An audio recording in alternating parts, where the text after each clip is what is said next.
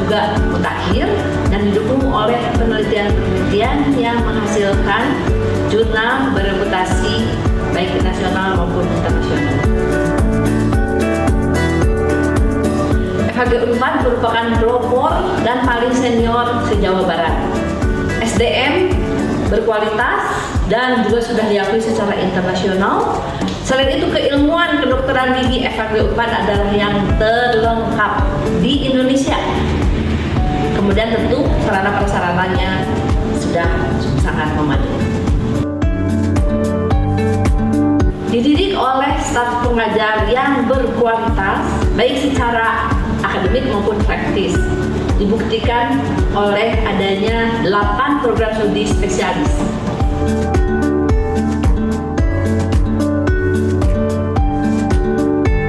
Ilmu kedokteran gigi terlengkap di Indonesia hanya di FKG Unpad.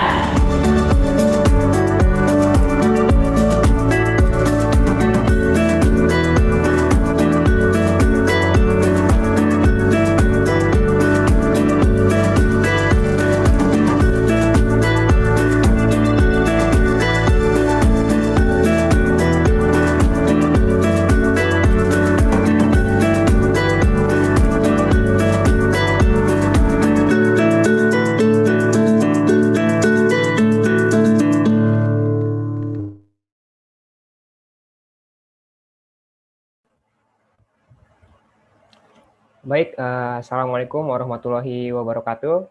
Selamat siang semuanya, selamat datang khususnya kepada Dekan Fakultas Kedokteran Gigi Universitas Pajajaran, Dr. Gigi Nina Justiana, Magister Kesehatan, dan juga khususnya kepada teman-teman semua nih yang sekarang sudah bergabung di YouTube live stream, yang kelihatannya punya motivasi dan ambisi yang tinggi ya, dan antusiasme yang sangat tinggi untuk bisa melanjutkan pendidikan di luar negeri dengan beasiswa. Apa kabar semuanya? Semoga sehat selalu dan tetap semangat dalam mencari ilmu meskipun sekarang sedang ada di masa pandemik. Pertama-tama perkenalkan, saya Haidar sebagai moderator pada acara talk show siang hari ini. Saya merupakan mahasiswa sarjana pendidikan kedokteran gigi di Universitas Pajajaran, sekarang semester 7, dan sekarang juga sedang berkesempatan untuk menjalankan internship di International Unit FHG Unpad. Baik, kita awali acara ini pada siang hari ini dengan mengucapkan basmalah, Bismillahirrahmanirrahim, dan sebelum mulai acara, terlebih dahulu kita menyanyikan lagu Indonesia Raya.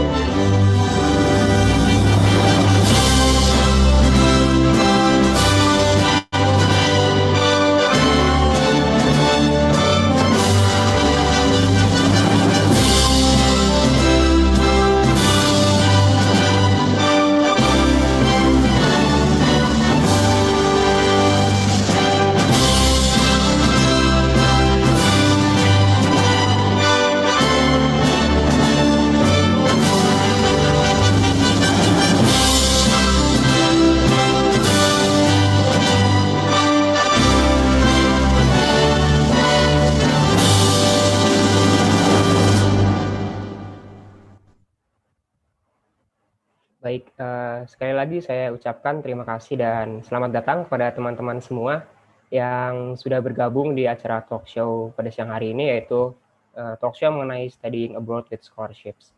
Nah, acara talk show ini merupakan salah satu rangkaian acara Gutras Awal 2020, di mana dalam rangkaian memperingati Dies Natalis FKG Unpad yang ke-61. Sebelum acara ini dimulai, saya ingin mengingatkan kepada teman-teman yang sudah bergabung bahwa jangan sampai lupa untuk mengisi post-test yang sudah ada di link yang sudah diberikan untuk mendapatkan sertifikat. Link pengisiannya ini akan dibuka sampai pukul 5 sore nanti. Sebelum kita masuk ke inti acara pada siang hari ini, akan ada beberapa sambutan. Yang pertama, saya persilahkan terlebih dahulu kepada Dekan Fakultas Kedokteran Gigi Universitas Padjadjaran, Dr. Gigi Nina Justiana, Magister Kesehatan. Kepada Dr. Nina, waktu dan tempat dipersilahkan.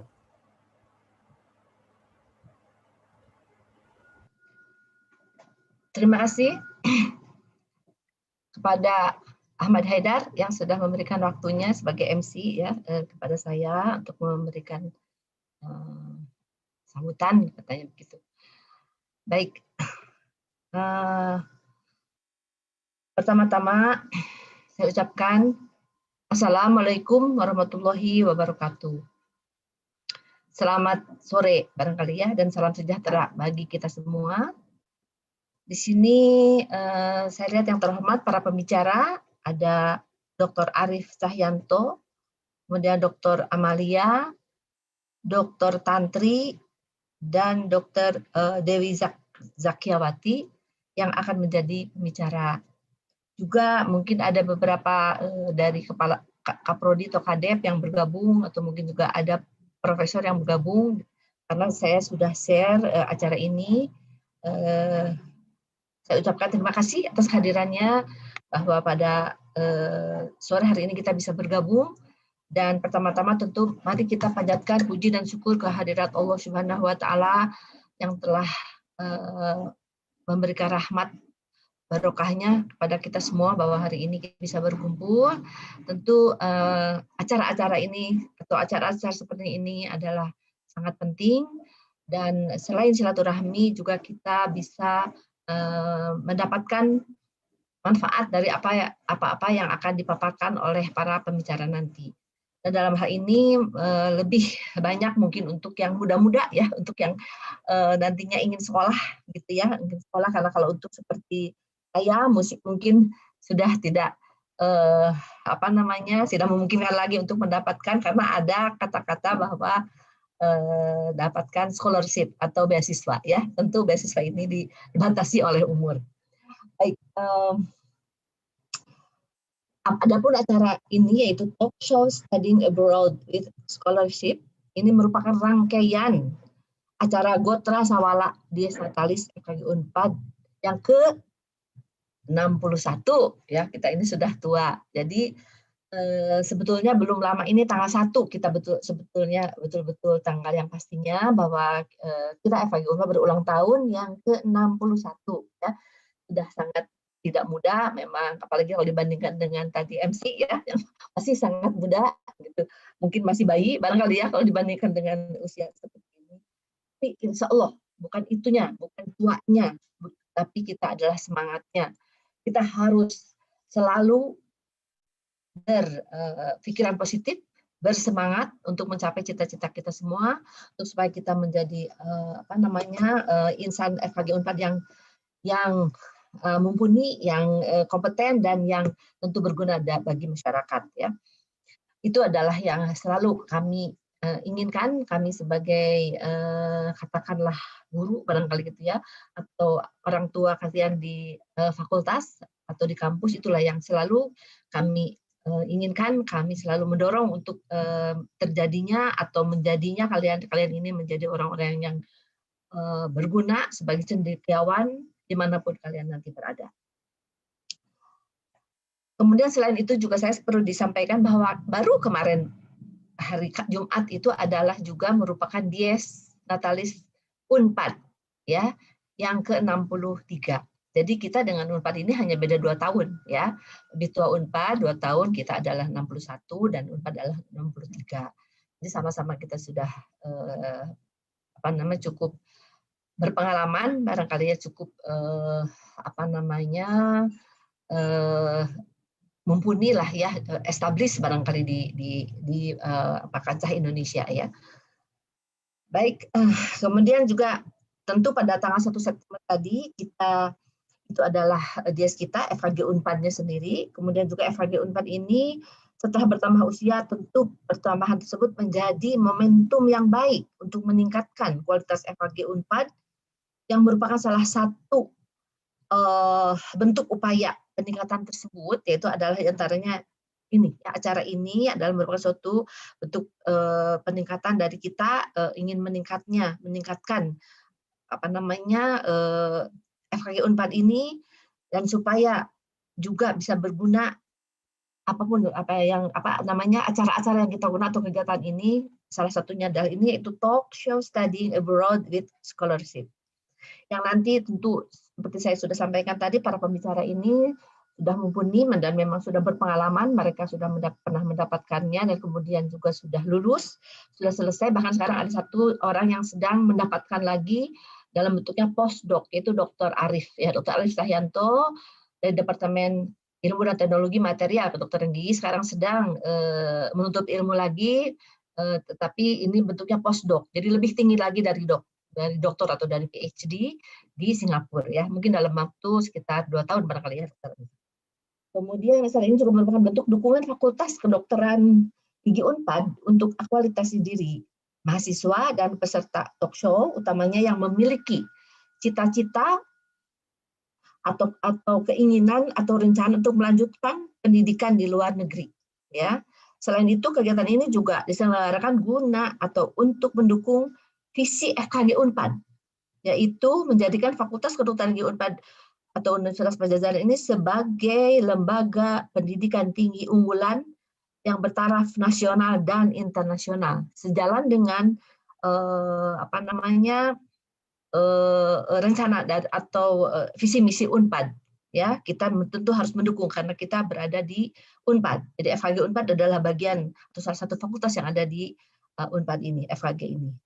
Kemudian juga yang mempunyai komitmen tentu ya FKG Unpad ini mempunyai komitmen terhadap penerapan serta pengembangan ilmu pengetahuan dan teknologi melalui penelitian dan berfungsi dalam pelayanan kesehatan gigi kepada masyarakat. Tahun 2020 ini kita dihadapkan dengan kondisi pandemi COVID-19 yang berdampak hampir di seluruh sektor kehidupan kita dan terjadi di seluruh dunia. Namun kami ini sebagai pendidik sangat mengharapkan bahwa kondisi ini tidak menjadikan alasan untuk kita semua, terutama yang para mahasiswa ini, menjadi patah semangat, menjadi putus asa, dan kemudian melemahkan cita-citanya. Jangan. Kita harus selalu semangat, apalagi ada dia masih muda ya. Saya aja yang sudah setua ini, saya masih semangat. Saya ingin memajukan FKG Unpad sebisa saya sampai maksimal tenaga saya yang bisa saya persembahkan untuk FKG Unpad tercinta ini. Oleh karena itu, saya yakin dengan kondisi seperti ini pun semua kita akan lebih dipacu untuk lebih cerdik, kreatif, dan semangat dalam belajar untuk meraih cita-cita. Itu saja mungkin yang dari saya. Sekali lagi, selamat mengikuti acara Talk Show Studying Abroad with Scholarship. Tentu tetap semangat dan semoga pandemi ini cepat berlalu dan kita selalu sehat. Stay safe. Wabillahi taufiq wal hidayah. Wassalamualaikum warahmatullahi wabarakatuh. Waalaikumsalam warahmatullahi wabarakatuh. Baik, terima kasih Dr. Nina atas sambutannya. Sekarang akan ada sambutan dari Ketua Pelaksana Gotra Sawala 2020, yaitu Dr. Gigi Erli Sadilipta, Master Science PhD. Kepada Dr. Erli, waktu dan tempat dipersilakan, Dok. Baik, terima kasih Haidar atas waktu dan tempat yang diberikan. Bismillahirrahmanirrahim. Assalamualaikum warahmatullahi wabarakatuh. Sebagai rangkaian dari acara Dies Natalis ke-61 Fakultas Kedokteran Gigi Universitas Padjadjaran, kami selaku panitia Gotra Sawala mempersembahkan sebuah acara untuk mahasiswa yang terbuka untuk umum. Nah, acara ini bertemakan Studying Abroad with Scholarship. Acara ini kami selenggarakan untuk memotivasi para mahasiswa dan seluruh partisipan, dan juga memberikan informasi mengenai beasiswa-beasiswa yang dapat diraih, tips and triknya untuk dapat melanjutkan studi ke tingkat yang lebih tinggi. Untuk itu kami hadirkan para narasumber kami yang merupakan staf dosen Fakultas Kedokteran Gigi Universitas Padjadjaran yang membanggakan, yaitu Dr. Amalia, Dr. Arif, Dr. Tantri, dan Dr. Dewi Zakiawati. Nah, kami ucapkan terima kasih kepada seluruh pihak yang telah mendukung terselenggaranya acara ini, terdiri dari pimpinan fakultas, para narasumber, panitia, serta pihak sponsor, juga hadirin yang telah berada di tengah-tengah kita pada saat ini. Semoga acara ini bisa bermanfaat. Mohon maaf apabila terdapat kekurangan dalam penyelenggaraan acara ini, dan mudah-mudahan bisa bermanfaat untuk kita semua. Selamat mengikuti webinar ini. Wassalamualaikum warahmatullahi wabarakatuh. Waalaikumsalam warahmatullahi wabarakatuh. Baik, terima kasih Dr. Eli atas sambutannya. Saya juga mengucapkan terima kasih nih kepada EGC, penerbit buku kedokteran yang sudah mendukung berlangsungnya acara pada siang hari ini. Sehingga nantinya teman-teman semua ini bisa mendapatkan insight-insight mengenai peluang apa sih beasiswa-beasiswa di luar negeri yang bisa kita ambil. Baik, sekarang kita masuk nih ke inti dari acara hari ini. Tapi sebelum kita mulai talk show-nya, akan lebih baik kita kenalan dulu nih sama narasumber-narasumber keren yang udah hadir bersama kita di siang hari ini. Seperti kata orang, tak kenal maka kenalan.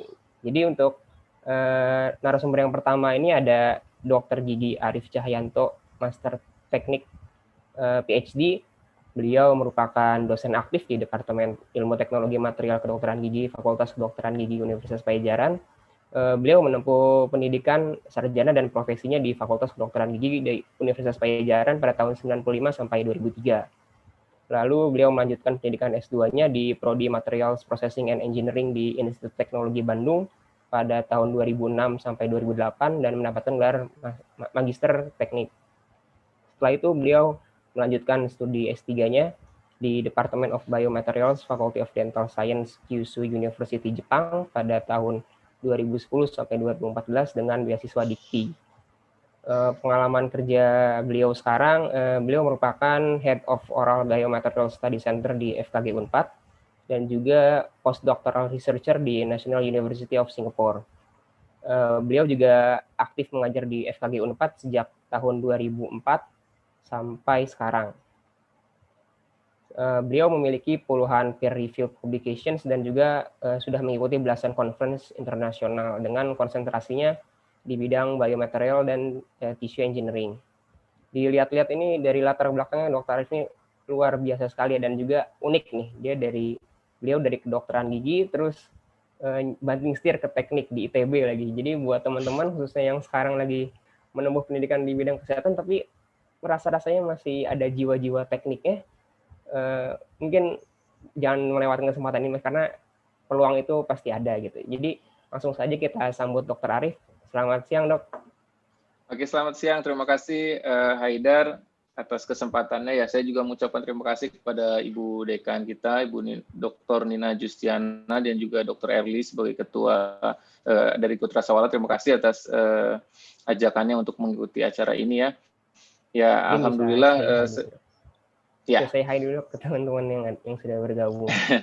Baik, terima kasih kepada teman-teman yang sudah bergabung ya, teman-teman adik-adik mahasiswa semua, tetap semangat ya. Kedepannya insya Allah semoga masa pandemik ini segera usai dan semoga nanti juga kedepannya Anda sekalian bisa minimal mengikuti jejak kami di sini sekolah ke luar negeri. Kurang lebih begitu, Ahmad Haidar. Ya, terima kasih Dok. Ya. Untuk pembicara yang kedua, kita ada Dr. Gigi Dewi Zakiawati, Master Science. Beliau merupakan dosen aktif di Departemen Oral Medicine FKG Unpad dan juga mengajar tentang odontologi forensik dari tahun 2009 sampai sekarang. Beliau menempuh pendidikan sarjana kedokteran giginya di Unpad dan selesai pada tahun 2001. Beliau juga menyelesaikan pendidikan profesi kedokteran giginya di FKG Unpad pada tahun 2005. Lalu beliau berkesempatan untuk melanjutkan studi S2-nya di University of Glasgow, Scotland, United Kingdom dengan beasiswa LPDP dan mendapatkan gelar Master of Science in Immunology and Inflammatory Disease pada tahun 2016. Beliau telah mempublikasikan beberapa penelitian khususnya di bidang oral medicine dan juga beliau sekarang berpraktik di The Gigiku Kids Dental Care di Bandung. Dilihat dari background-nya juga tidak kalah luar biasa ya ternyata Dr. Zakia ini. Nah, bagi teman-teman yang dari sekarang sudah ngincer-ngincer nih tentang beasiswa LPDP, hari ini nih kesempatan yang pas banget buat kita cari tahu seluk-beluk beasiswa LPDP. Jadi langsung aja kita sambut, ini dia Dr. Dewi. Halo dok, selamat siang dok. Selamat siang, Assalamualaikum warahmatullahi wabarakatuh. Waalaikumsalam Terima kasih warahmatullahi wabarakatuh. atas kesempatannya, Dr. Nina, Dr. Erlis selaku ketua dan panitia semuanya. Senang sekali bisa nanti akan sharing yang mudah-mudahan bermanfaat dan seperti tadi Dr. Arif bilang, mudah-mudahan lebih banyak lagi nanti yang akan bisa mengikuti jejak kami. Ya. Baik, untuk narasumber selanjutnya kita kedatangan Dr. Gigi Amalia, Master of Science. Jadi beliau merupakan dosen aktif di Departemen Periodontologi FKG Unpad dari tahun 99 sampai sekarang. Beliau menyelesaikan pendidikan sarjana dan profesinya di Fakultas Kedokteran Gigi Universitas Padjadjaran pada tahun 91 sampai 97. Lalu beliau berkesempatan melanjutkan studi S2-nya dan mendapatkan gelar Master of Science in Periodontology dari Universiteit van Amsterdam pada tahun 2004 sampai 2006 dengan beasiswa Stunet. Beliau juga melanjutkan pendidikan S3-nya dan mendapatkan gelar doktor di Periodontologi Universitas Padjadjaran pada tahun 2007 sampai 2012. Dan dia mendapatkan gelar PhD-nya ini dari Universiteit van Amsterdam, Belanda pada tahun 2011 sampai 2014 dengan beasiswa Nuffic. Beliau juga sudah memiliki belasan publikasi ilmiah dan juga sudah pernah membawakan presentasi oral di dalam maupun di luar negeri. Di antaranya beliau pernah ke Belanda, ke Jepang, Polandia, dan juga Filipina. Dan sekarang penelitian terbarunya ini yang masih ongoing ya, Pak. Ada Oral Health Findings in Smokers and Vapers in collaboration with Yayasan Pemerhati Kesehatan Publik. Dan juga ada penelitian mengenai replika study, smile study, and die smoke. Itu merupakan a multi-center studies in tobacco harm reduction dengan kolaborasi dengan Universitas of Catania di Italia. Dilihat dari CV-nya ini sangat luar biasa ya, Dokter Amalia ini bisa mendapatkan 2 kali beasiswa di Belanda untuk program master dan doktoralnya. Jadi langsung saja kita sambut Dokter Amalia. Selamat siang, Dok. Selamat siang, Haidar. Assalamualaikum. Siang, Dok. Waalaikumsalam warahmatullahi wabarakatuh. Ya, mungkin bisa nyapa teman-teman dulu, Dok, yang sudah bergabung nih. Ya, ini partisipannya bukan hanya mahasiswa ya, tapi dari berbagai bidang ilmu kedokteran gigi juga. Iya, Dok. Banyak. Ya? Salam sehat semuanya. Saya berterima kasih sekali diberi kesempatan kepada Ibu Dekan dan Dr. Erli yang sudah memfasilitasi kegiatan ini. Alhamdulillah FKG Unpad 61 tahun makin membanggakan. Amin, alhamdulillah. Terima kasih. Baik, terima kasih Dok. Selanjutnya adalah narasumber kita yang terakhir nih, yang pastinya nggak kalah keren dengan narasumber-narasumber sebelumnya. Kita punya Dr. Gigi Tantri Maulina, Magister Kesehatan PhD. Beliau merupakan dosen aktif di Departemen Bedah Mulut FKG Unpad dari tahun 2005 sampai sekarang. Pada tahun 2003 beliau sudah menyelesaikan pendidikannya di FKG Unpad. Lalu pada Mei 2004 sampai Juli 2004 beliau ini mengikuti Cosmetic Dentistry course di Radboud University Belanda dengan beasiswa. Lalu pada bulan Mei 2006 juga berkesempatan untuk mengunjungi Radboud University di Belanda juga untuk mengikuti Problem Based Learning Teaching Method course dengan beasiswa juga. Jadi dilanjutkan pada tahun 2010 beliau menyelesaikan pendidikan S2-nya di bidang biologi oral di Universitas Padjadjaran dengan beasiswa dari Kementerian Pendidikan Republik Indonesia. Pada tahun 2014 juga beliau menyelesaikan pendidikan S3-nya dan mendapatkan gelar PhD dari Faculty of Dentistry, University of Sydney, Australia dengan konsentrasinya di bidang orofacial pain atau nyeri orofasial. dengan beasiswa Australian Leadership Awards dan juga Alison Sudrajat Award dari Australian Aid. Beliau juga telah mengikuti belasan international conference, baik membawakan poster presentation maupun oral presentation-nya, dan juga memiliki puluhan publikasi dan sudah menulis 11 buku di bidang nyeri orofasial. Luar biasa sekali Dr. Tanti ya. Di setiap pendidikan ini selalu mendapatkan beasiswa, mulai short course di Belanda sampai kuliah di Australia. Pasti teman-teman ini penasaran dong gimana sih beliau caranya kok bisa kayak gitu gitu. Jadi langsung saja kita sambut, ini dia Dr. Tantri. Selamat siang, Dok. Selamat siang, Haidar. Masya Allah ya, Alhamdulillah. Siang hari ini kita siang menuju sore bisa berkumpul. Mudah-mudahan saya mengucapkan terima kasih juga ini pada Haidar, kemudian Dr. Erli, Dr. Nina selaku Dekan FKG Unpad atas kesempatan yang diberikan pada saya dan teman-teman. Mudah-mudahan siang hari ini, sore hari ini, kami bisa berbagi tips-tips bagaimana caranya supaya bisa mendapatkan beasiswa di luar negeri, kemudian apa nanti yang mungkin dihadapi di luar negeri ketika sedang menuntut ilmu. Sebab alhamdulillah ini latar belakangnya berbeda-beda semua. Dr. Arif dari Ristek Dikti, waktu itu beasiswanya, Zakia dari LPDP, kemudian Dr. Amalia dari dua, malah ada dari, meskipun pemberi beasiswa yang sama, cuma ada skema Stunet, ada dari Nufik juga ya Dr. Amalia. Jadi kebetulan saya dari AusAid, jadi mudah-mudahan sore hari ini insya Allah mudah-mudahan komplit ya, Haidar ya. Ya Dok, terima kasih. Keren kali.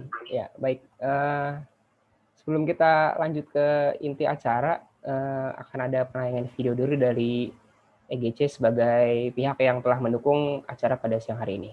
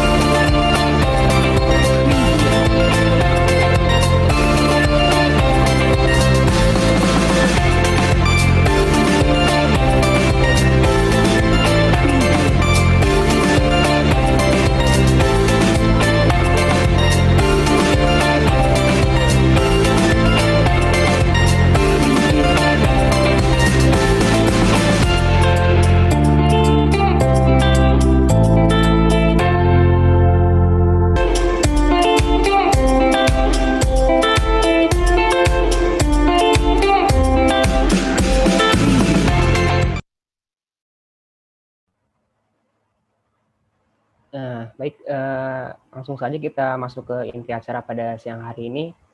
Tapi sebagai pertanyaan pembuka nih Dok, kita bahas yang ringan-ringan dulu kali ya, sekalian lebih mengakrabkan diri sama teman-teman yang sekarang sudah bergabung. Mungkin bisa sharing sedikit nih dari Dokter Amalia, sekarang kesibukannya lagi ngapain sih, Dok?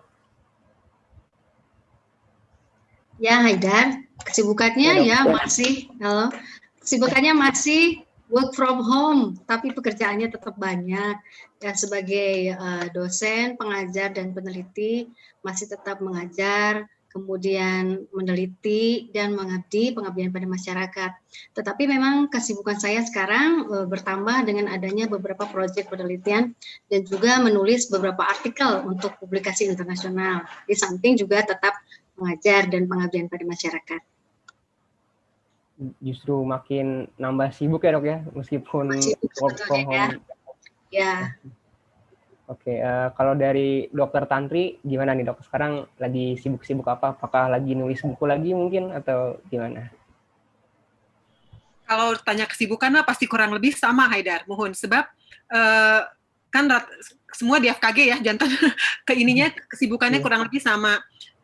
Saya dan Dr. Amalia bahkan ini terlibat satu proyek penelitian di mana kami sama-sama anggota gitu. Jadi memang sedang sibuk mengurus itu selain tugas-tugas akademis lainnya yang memang seperti biasanya, cuma sekarang bedanya dilakukan dari rumah gitu.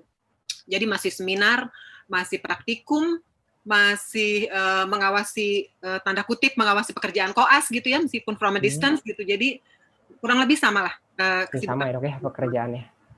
Kalau dari Dokter Zakia gimana, Dok? Sekarang lagi ada sibuk apa, Dok? Ya, selain memang mengerjakan tridharma seperti dokter-dokter yang lain, kebetulan saya sedang menjalani program pendidikan dokter gigi spesialis di bidang ilmu penyakit mulut. Mohon doanya semoga dilancarkan ya. Amin, semoga lancar dan lulus tepat waktu ya, Dok ya. Amin ya. Urusannya dilancarkan semuanya. Amin. Sekarang yang terakhir, kalau Dokter Arif lagi sibuk apa nih, Dok? Baik, terima kasih Haidar. Saya kebetulan alhamdulillah mendapatkan kesempatan untuk melaksanakan tugas dari Unpad ya sebagai postdoktoral di National University of Singapore, jadi di NUS ya. Ya, saat ini seperti kebanyakan postdoktoral yang lain, ya kebanyakan kita melakukan riset di NUS ini. Jadi tema-tema risetnya diantaranya adalah mengenai optimasi, ya, optimasi menggunakan salah satu metode yang namanya Taguchi method. Ya. Nah, di sana yang menariknya adalah bukan hanya menggunakan salah satu perhitungan statistik saja, tetapi juga menggunakan salah satu yang sedang tren sekarang adalah AI, artificial intelligence.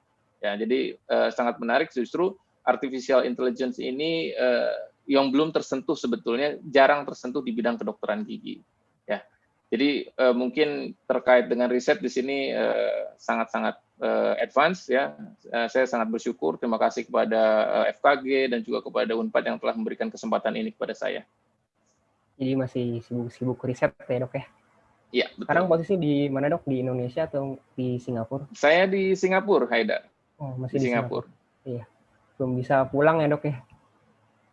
Iya, kebetulan memang kita lagi di apa ya istilahnya? Lagi di band. Ya, ditutup ya penerbangannya ya. Sekarang kita beralih ke pembicaraan selanjutnya. Sharing-sharing mengenai pengalaman menarik selama berkuliah di luar negeri, Dok. Jadi ada pengalaman menarik apa nih selama dokter menempuh pendidikan di luar negeri? Mungkin bisa dibagikan ke teman-teman semua, misalkan mulai dari proses pendaftarannya, lalu kegiatan pendidikan di sana, atau ada kebiasaan-kebiasaan yang nggak ada di Indonesia gitu, Dok, yang berbeda dari Indonesia. Mungkin kita dengar dulu nih cerita dari Dokter Arif. Kalau di Jepang tuh gimana, Dok? Baik, kita mulai dari proses pendaftaran kali ya, Haidar ya. Jadi saya dimulai dari waktu S2 ya. Alhamdulillah S2 saya waktu itu dibiayai oleh dana dari Dikti juga ya. Waktu itu ada yang namanya PHK A2 ya, jadi program hibah ya. PHK itu program hibah kompetisi untuk FKG Unpad, dan alhamdulillah saya salah satu yang mendapatkan kesempatan untuk belajar di S2 di ITB saat itu. Nah, ini agak sedikit mungkin adik-adik semua atau teman-teman semua agak bingung kenapa ya kok dokter gigi bisa sekolah di ITB, ngapain sih gitu ya. Nah, ini yang menarik sebetulnya. Saya juga sebetulnya agak-agak kaget waktu pertama kali. kok ngapain saya kuliah di ITB ya. Jadi ini sedikit cerita dulu ya tentang ITB-nya ini.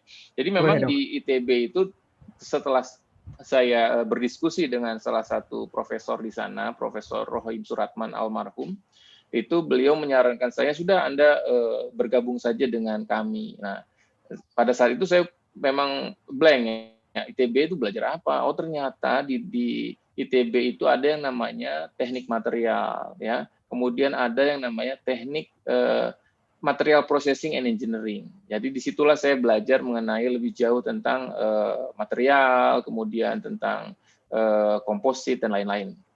Jadi saya menggali lebih jauh di sana. Nah, justru kesempatan S3 saya itu berasal, boleh dikatakan berasal pada saat saya S2 di ITB. Ya, kenapa? Karena dari ternyata S2 di ITB itu ya dok ya?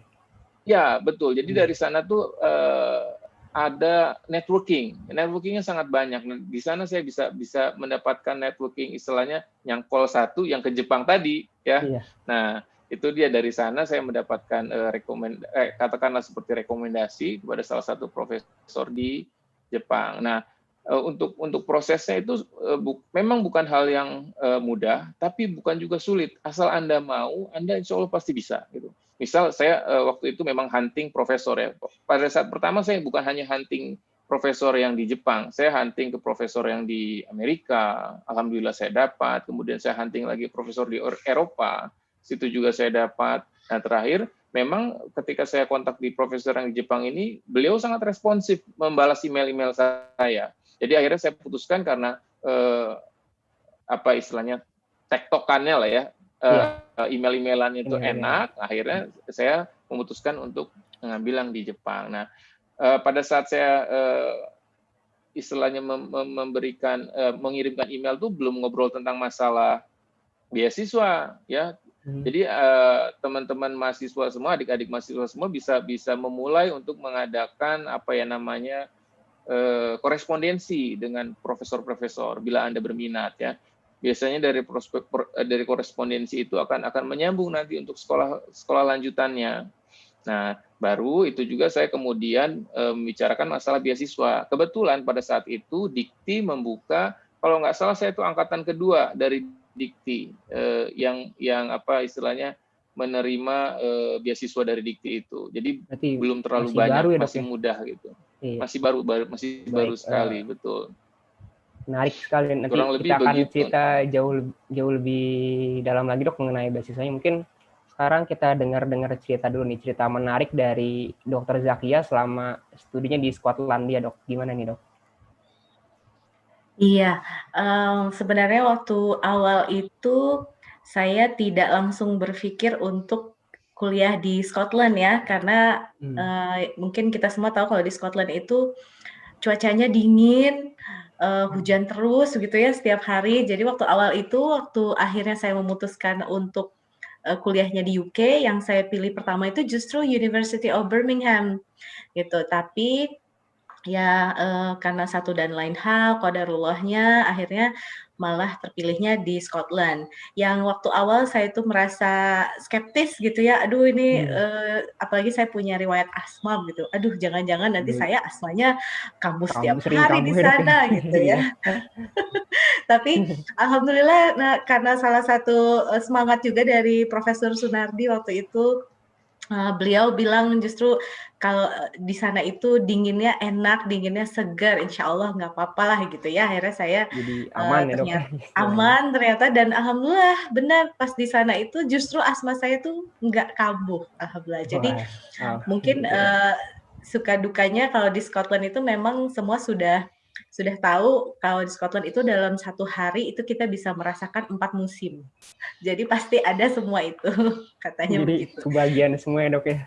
Kebagian semua di sana. Tapi memang Scotland juga kan dia multicultural ya, jadi tidak ada apa ya, tidak ada orang yang mungkin kaget gitu ya, misalnya kalau kita mau cari masakan Asia ada di sana gitu, segala jenis budaya itu ngeblend lah di Glasgow gitu. Jadi kalau kangen masakan Asia aman lah dok ya, ada Insya Allah gitu. aman. Iya, walaupun kalau masakan Indonesia memang masih sedikit. Nanti ini mungkin kesempatan nih buat teman-teman yang kalau mau sekolah di sana terus ternyata punya passion di bidang kuliner, ini juga bisa dibuka di sana ya dok ya. Iya. Baik, selanjutnya kita dari Scotland kita jalan-jalan ke Australia nih. Kalau dari Dokter Tantri sendiri mungkin ada pengalaman menarik apa dok selama menempuh pendidikan di Australia? Pertanyaan menarik, Haidar. Menurut saya, salah satu pengalaman menarik kalau menurut saya adalah kultur, atmosfer pendidikannya. Australia itu santai sekali. Saya pernah merasakan short course di Belanda dan kebetulan kalau di Australia agak lama nih ya, di Belanda hanya 4 bulan. Ada perbedaan. Saya pernah ngobrol juga dengan Dr. Arif, Jepang apalagi beda sekali. Saya pernah ada acara akademis ke Jepang, saya lupa acaranya apa waktu itu, tapi beberapa hari lah. Kulturnya kurang lebih mirip dengan Indonesia akademisnya, tapi kalau di Australia itu santai sekali. Hal yang menarik, saya tuh karena kultur kita sangat ketimuran, saya kan selalu jangankan memanggil misalnya yang sudah jelas-jelas ada gelar profesornya gitu ya, ke yang lebih tua saya selalu dok gitu. Kalau di sana itu lucu sekali kalau kita memanggil dengan sebutan prof gitu. Saya sampai supervisor saya bilang, kenapa kamu panggil saya pakai prof terus, kata dia. We've known each other for 6 months now. Call me by my first name. Itu menurut saya menarik sekali gitu. Kok bisa begini ya kulturnya gitu. Karena di Indonesia tidak ditemukan kultur seperti itu ya dok ya. Karena beda kultur ya, beda kultur. Terus sampai saya akhirnya bilang, Prof saya nggak bisa, kultur saya berbeda, saya minta maaf kalau saya nggak bisa panggil by first name. Kalau sampai akhir studi itu saya tetap panggil Prof dan dia disuruh panggil Greg gitu. Dan itu menurut saya sesuatu yang sangat menarik kulturnya. Bagaimana ketika, jadi kami sering ada acara luncheon tuh makan siang bersama. Kalau di kita apa itu namanya Ambu, sama-sama ngampar di bawah teh naon Ambu. Pokoknya tram, kita kalau kita ngomong tram, Haidar. Itu kan suka ada luncheon itu. Begitu saya selesai makan, terus dia tanya, Tante sudah selesai piringnya, biar saya cuci. Dan saya terkaget-kaget gitu. Prof jangan, kata saya aja. Kenapa? Kata dia, kan kamu masih mau makan. Saya sudah selesai, kata dia, sini saya cuci. Sesantai itulah beliau pada saya. Setiap kali misalnya kami mau ada pertemuan, beliau bertanya, Tantri, bisakah kita bertemu pada hari ini gitu. Itu tuh buat saya sesuatu yang menyenangkan sekali gitu. Itu yang menurut saya sangat menarik, kulturnya santai sekali, kultur akademisnya. Begitupun dengan teman-teman. Saya pernah kan kalau orang Sunda kalau mau lewat Haidar pasti gini. Punten.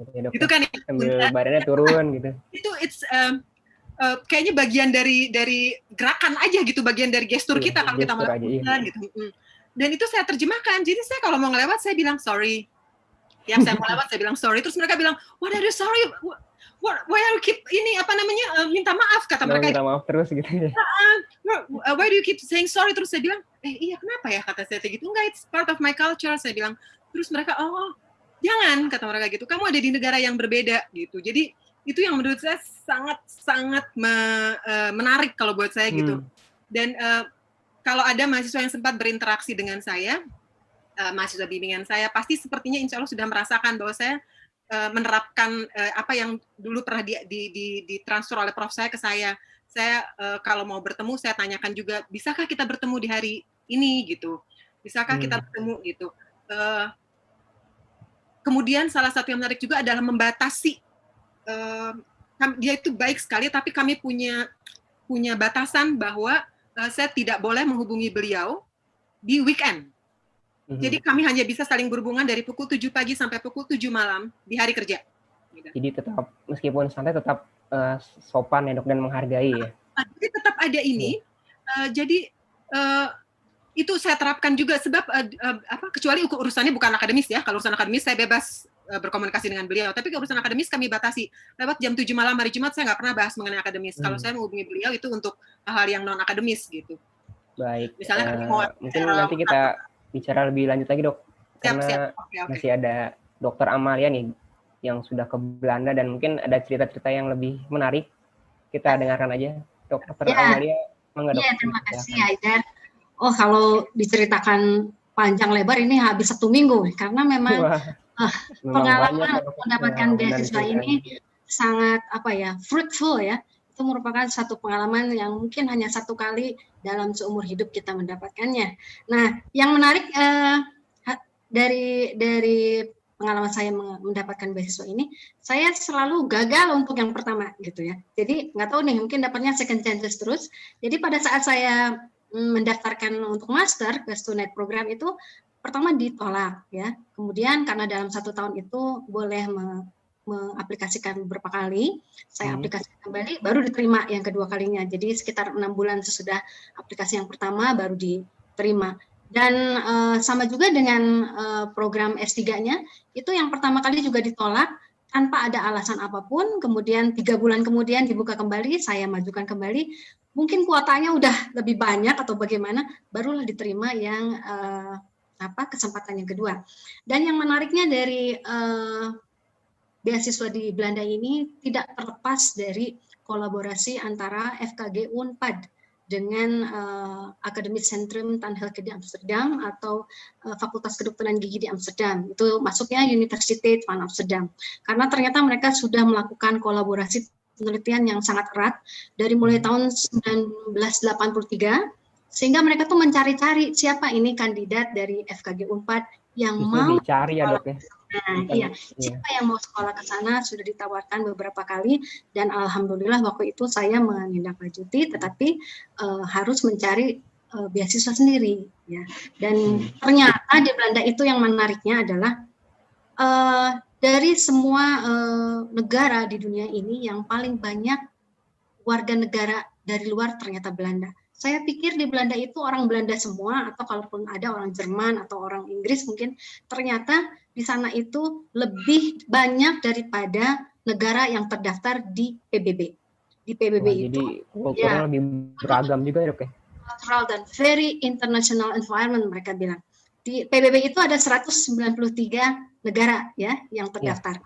Di Amsterdam ada 210 warga negara. Justru lebih banyak ya, Dok, yang ada di sana, sehingga betul-betul kita di sana tuh sangat berwarna ya, betul-betul dibilang ranah 3 warna katanya ya, atau mungkin berbagai macam budaya ada di sana, dan itu membuat pengalaman kita semakin kaya ya. Dan sama juga dengan Dokter Tantri, saya tuh suka kaget-kaget dengan sikap dari promotor saya. Ya kan Ambu, bener ya? Ya betul, promotor saya itu kan Ubele van der Velden, sekarang sudah emeritus. Saya suka panggil Prof. Dia nggak mau dipanggil Prof. Panggil aja Ub katanya. Panggil Ub, ya. Kemudian pada saat saya main ke rumahnya ya, kalau main ke rumahnya kita nggak boleh menyiapkan makanan atau minuman untuk kita sendiri, tetapi mereka yang menyiapkan. Kamu duduk aja katanya, tidak boleh memegang piring atau apapun. Mereka yang cuci sendiri, mereka yang masak. Kita pokoknya jadi tamu dimasakan oleh mereka. Demikian juga pada saat penelitian ya, itu mungkin ada satu pengalaman yang menarik karena saya penelitiannya di Pangalengan, harus bolak-balik dan harus merekrut banyak subjek di Pangalengan Jawa Barat kepada pemetik teh. Itu setiap kali pulang jam 6 sore selesai penelitian, yang beres-beres, yang membawa barang-barang alat-alat penelitian yang berat itu adalah supervisor saya, Profesor Ubele. Sampai saya bilang, aduh saya mahasiswa durhaka ini ngerjain profesor saya. Tapi memang mereka memang sungguh-sungguh sangat memfasilitasi. Humble sekali ya, Dok ya. Tapi memang kita juga harus sungguh-sungguh dalam menyelesaikan studi.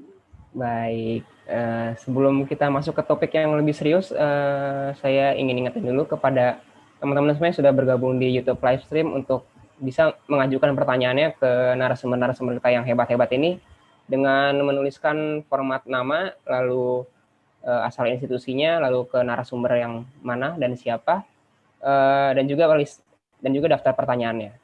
Sekarang kita masuk nih, Dok, ke topik yang lebih sedikit serius dan ada kaitannya dengan motivasi.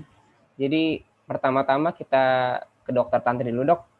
Kenapa nih, Dok? Menurut dokter kita itu harus sekolah setinggi mungkin.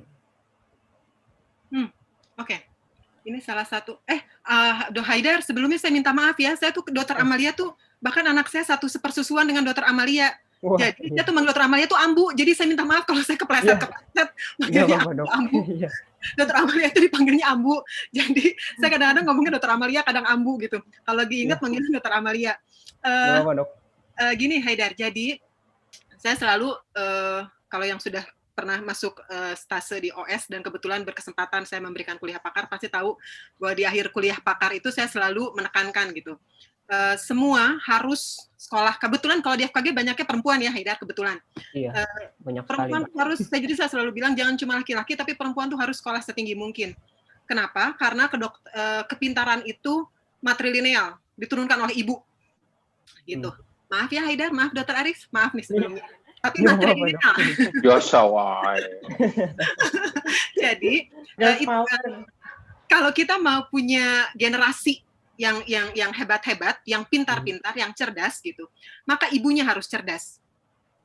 Jadi semua harus sekolah setinggi mungkin. Terlepas nanti pengamalan ilmunya seperti apa, mau jadi dosen kah, mau jadi peneliti kah, mau jadi ibu rumah tangga kah, tetapi kita memastikan bahwa kita akan melahirkan generasi-generasi bangsa yang masya Allah, insya Allah cerdas gitu. Jadi itu sebabnya kita harus sekolah setinggi mungkin. Yang kedua, sekolah tinggi itu bukan masalah banyaknya ilmu yang tertanam di kepala, Haidar. Tetapi masalah kita menganalisis segala sesuatu. Ketika mendapat sesuatu, baik itu ujian, baik itu masukan, baik itu kritikan, baik itu pujian, apapun itu yang kita terima, kita menganalisis. Nggak diterima bulat-bulat gitu. Ini nanti berhubungan dengan karakteristik kita ketika menerima berita, apakah itu berita hoax atau berita benar. Dianalisis dulu. Sekolah tinggi itu melatih kita untuk apa? Untuk tabayun. Apa-apa pertama itu ini dulu, dicari dulu kebenarannya. Baca dulu. Ketika S3 itu yang paling, kalau yang saya rasakan ya, yang paling di tempat itu adalah kemampuan kebiasaan membaca. Harus baca, harus baca.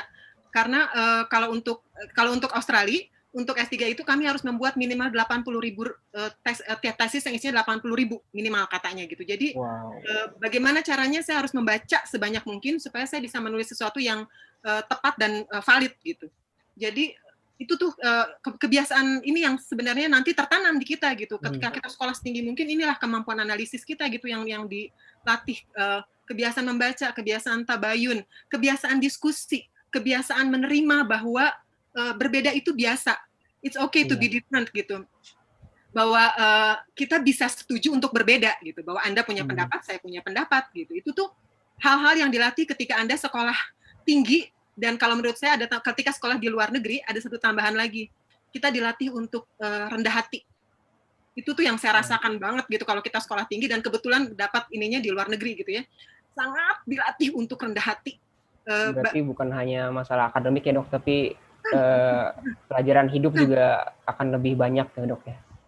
Ya, justru kalau menurut saya itu tuh yang dilatih kemampuan analisis, itu sebabnya kita harus sekolah setinggi mungkin. Nanti qadarullahnya terakhirnya apa, takdir Allahnya apa, terakhirnya mau jadi apakah kita, itu bukan urusan kita lagi gitu, tapi bukankah sebagai makhluk kita harus ikhtiar gitu, sebaik mungkin. Gitu, Haidar. Baik, sekarang kenapa memilih Australia dok, dan di University of Sydney, dan kenapa dokter mengambil konsentrasinya itu di orofacial pain? Oke, jadi pada waktu itu sebenarnya sama seperti Dokter Arif nih, saya tuh ada beberapa negara yang saya spesifik. Karena saya pernah ke Belanda tahun 2004 itu, 2004, jadi saya cinta pertama saya tuh ada di Belanda gitu. Jadi saya sebenarnya nembak juga ke Belanda, tetapi lagi-lagi seperti yang Dokter Arif bilang, itu ada masalah tektokan itu nih penting banget, di mana yang lebih kira-kira lebih cepat ke kita gitu. Dan Australia ini saya ketika saya kan ada, jadi yang saya tembak itu waktu itu Kanada, Belanda, satu lagi Australia. Karena 3 jurusan ini saya punya yang saya mau, si orofacial pain ini ada di sana.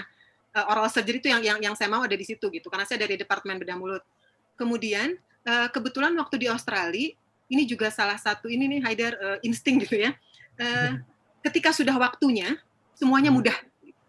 Ketika ada satu negara nih yang ditujukan, saya tok nembak nih ke beberapa negara. Ketika dengan Australia semuanya mudah gitu. Jadi saya ingat banget saya dapat pengumuman tuh di bulan Juni, bulan September saya dapat pengumuman beasiswa saya jebol gitu. Jadi Juni itu dari universitas, September jebol, bisa langsung berangkat gitu. Jadi pada waktu itu memilih Australia waktu itu salah satunya karena memang jurusannya ada di sana. Prof yang saya cari yang salah satu yang memang luar biasa pakarnya mengenai orofacial pain ada di sana. Dan yang ketiga TikToknya lebih waktu itu lebih lancar dengan si profnya. Kemudian tadi apa satu lagi tuh pertanyaannya? Kenapa memilih orofacial pain, Dok? Kenapa memilih orofacial pain? Iya. Jarang sekali ada ahli orofacial pain di Indonesia, Haidar. Haidar boleh searching, teman-teman boleh searching apakah ada ahli orofacial pain di Indonesia. Jadi itu salah satu ini saya. Unpad ini baru saya kira ini juga salah satu keunggulan Unpad, baru Unpad, FKG Unpad yang punya ada mata kuliah pakar tuh orofacial pain. Di universitas lain setahu saya belum ada kuliah pakar orofacial pain. Itu baru di kita gitu. Baru ada di Departemen Bedah Mulut FKG Unpad. Jadi ini juga salah satu penyebabnya karena memang belum ada ahli orofacial pain di Indonesia. Gitu. Oke, sangat luar biasa ya, Dok ya. Sekarang kalau kita dengar pendapat dari Dr. Amalia, kira-kira kenapa sih, Dok, kita harus sekolah tinggi-tinggi dan jauh lagi sampai ke Belanda kan kalau dokter? Ya, Haidar. Kenapa harus sekolah tinggi-tinggi? Ya, pertama ya, saya tuh kalau nggak sekolah malah stres. Emang kerja terus, belajar ya, Dok ya? Kerja terus, lihat pasien terus, atau hanya mengajar saja, kayaknya stres ya, pengen kita ingin mengupgrade diri kita sendiri. Karena ternyata ilmu itu dinamis, selalu berubah. Apa yang sudah dibakukan atau tertulis 1 tahun, 2 tahun yang lalu, atau 5 tahun yang lalu, tahun ini, hari ini mungkin sudah berubah. Jadi kalau kita tidak terus mengupgrade diri kita sendiri, tidak pernah belajar atau sudah cukup puaslah dengan apa yang sudah kita punya, rasa-rasanya itu seperti kurang baik untuk kapasitas atau karakter kita sendiri. Dan saya kalau sekolah justru merasa senang gitu ya, karena kita punya tantangan untuk mempelajari hal-hal yang baru. Ya seperti itu. Jadi kita harus sekolah tinggi dan memperbaiki apa yang kekurangan atau kelemahan kita yang kita tidak pernah tahu. Karena semakin kita belajar, semakin tahu kita tambah bodoh ya. Karena ternyata ilmu itu tambah banyak ya, berubah sesuai dengan perubahan zaman. Kemudian kenapa di Belanda? Itu karena memang sudah ada kolaborasi sebelumnya dengan FKG Unpad, dan saya mendapatkan supervisor yang sangat sangat responsif, TikTok, email dan sebagainya cepat sekali, dan beliau mau menyediakan letter of acceptance yang merupakan salah satu persyaratan untuk mendapatkan beasiswa. Karena kalau tidak ada yang mau menerima kita dapat beasiswa, kita mau sekolah di mana? Siapa yang mau membimbing kita kalau kita tidak punya supervisor atau pembimbing? Jadi yang pertama kali harus dijalin adalah hubungan atau koneksi dan networking koneksi dan networking dengan orang-orang yang memang kita ingin belajar di sana. Dan Belanda itu ternyata ya, karena saya belum pernah keluar negeri sebelumnya, sekolah dari TK sampai universitas di Bandung terus, tidak pernah. Berarti ini pertama kali, Dok, sekalinya keluar negeri langsung S2 gitu, Dok. Langsung jauh sekali ke Belanda. Dan ternyata di Belanda banyak sekali orang Indonesia ya, baik yang memang sudah menetap di sana ataupun yang sedang sekolah. Jadi kemanapun saya jalan-jalan selalu bertemu dengan orang Indonesia. Dan kalau Dokter Arif katanya di Jepang susah makan, nggak ada makanan Indonesia, atau mungkin di Scotland agak susah ya kuliner Indonesia. Di Belanda semua ada ya. Bahkan kalau mau masak yang di Bandung nggak ada bahan masakannya, di Belanda nemunya di Belanda ada. Terus saya bisa buntil di sana karena ada daun talas. Susah. Jadi memang betul-betul pengalaman yang sangat berharga, dan saya pilih Belanda ternyata memang itu ya dimudahkannya di situ. Dan walaupun harus mendaftar yang kedua kali, tapi ternyata ya itu katanya kamu sih orangnya kekeh, katanya pengen sekolah di Belanda, dan alhamdulillah yang kedua aplikasinya diterima. Jadi jangan menyerah ya, kalau ditolak bikin lagi, ditolak. Asalkan waktunya pas pasti ada ya, Dok ya, jalannya. Nah, kalau dari Dokter Zakia sendiri, gimana nih, Dok, pendapatnya? Kenapa harus sekolah setinggi mungkin, dan kenapa dokter pilihnya ke Skotlandia nih, dan di University of Glasgow? Oke, ya sebenarnya untuk cita-cita sekolah ke luar negeri itu sudah ada sejak saya SD. Ya, saya tuh kalau melihat memang kalau dulu kan kita lihat dari TV atau dari buku yang kita baca gitu. Kok sepertinya banyak hal menarik dari hidup atau sekolah di luar negeri ya gitu. Ya alhamdulillah baru tercapai itu setelah selesai S1 gitu, bahkan sudah kerja dulu baru bisa gitu. Nah, setelah kerja ya mungkin keinginannya adalah untuk kayak tadi ya membuka cakrawala, kemudian kita juga bisa self upgrading itu seperti kata Dokter Amalia gitu. Dan ternyata kita pada saat pergi dari negara kita itu keluar dari comfort zone kita ya, kita jadi bisa lebih mandiri, lebih kritis menerima perubahan ya, kemudian adaptasi dengan orang-orang dari berbagai negara, berbagai budaya, itu kita bisa lebih humble juga kata Dokter Tantri ya. Dan kalau yang saya rasakan sendiri, saya menjadi duta untuk negara saya gitu. Saya menjadi gambaran untuk teman-teman saya yang orang luar negeri itu, bagaimana sih sebenarnya budaya Indonesia gitu, atau misalnya karena saya beragama Islam, seperti apa sih orang Islam di Indonesia gitu, kita menjadi duta di sana gitu ya. Kemudian kenapa Scotland? Awalnya kan memang maunya Birmingham ya, karena di sana ada major yang memang saya inginkan, yaitu immunologi and immunotherapy waktu itu. Jadi yang saya tuju sebenarnya majornya dulu, dan ternyata di beberapa universitas itu yang keluar University of Birmingham. Saya lihat dari websitenya bagus sekali, promosi dari mereka, sudah berhubungan sama profesornya juga, tapi ternyata saat itu requirement untuk IELTS-nya cukup tinggi di Birmingham, jadi mereka baru memberikan saya unconditional gitu ya, conditional, jadi belum unconditional. Nah, tapi ternyata pas di University of Glasgow itu saya cuman dibantu untuk online registration, ternyata mereka requirement IELTS-nya langsung masuk dan langsung memberikan unconditional letter. Jadi di situ mungkin jalan Allah ya, kenapa harus di Glasgow. Dan alhamdulillah sih di Glasgow juga majornya ada, walaupun ada perbedaan sedikit. Jadi bukan immunoterapi, tapi immunology and inflammatory disease. Jadi perjalanannya memang benar. Waktu awal tuh sempat bingung-bingung, sempat tidak yakin gitu ya, tapi seperti Dokter Tantri bilang, pada saat kita sudah serahkan sama Yang Maha Kuasa, sudah ada satu negara nih, pas Scotland mengeluarkan LOE unconditional-nya, semua menjadi mudah dalam hitungan bulan. Sama Dokter Tantri tadi Juli ke September ya Dok ya, saya Juni ya, saya sepertinya Juli nih Dok. Jadi waktu itu agak kaget-kaget gitu Dok, hah ini bener ini. Jadi ya sepertinya ya smooth banget kan ya kalau udah ini. Betul Dok, itu kayak mimpi gitu Dok. Ya seperti itu Haidar. Iya, baik. Terakhir kita ke Dokter Arif nih Dok.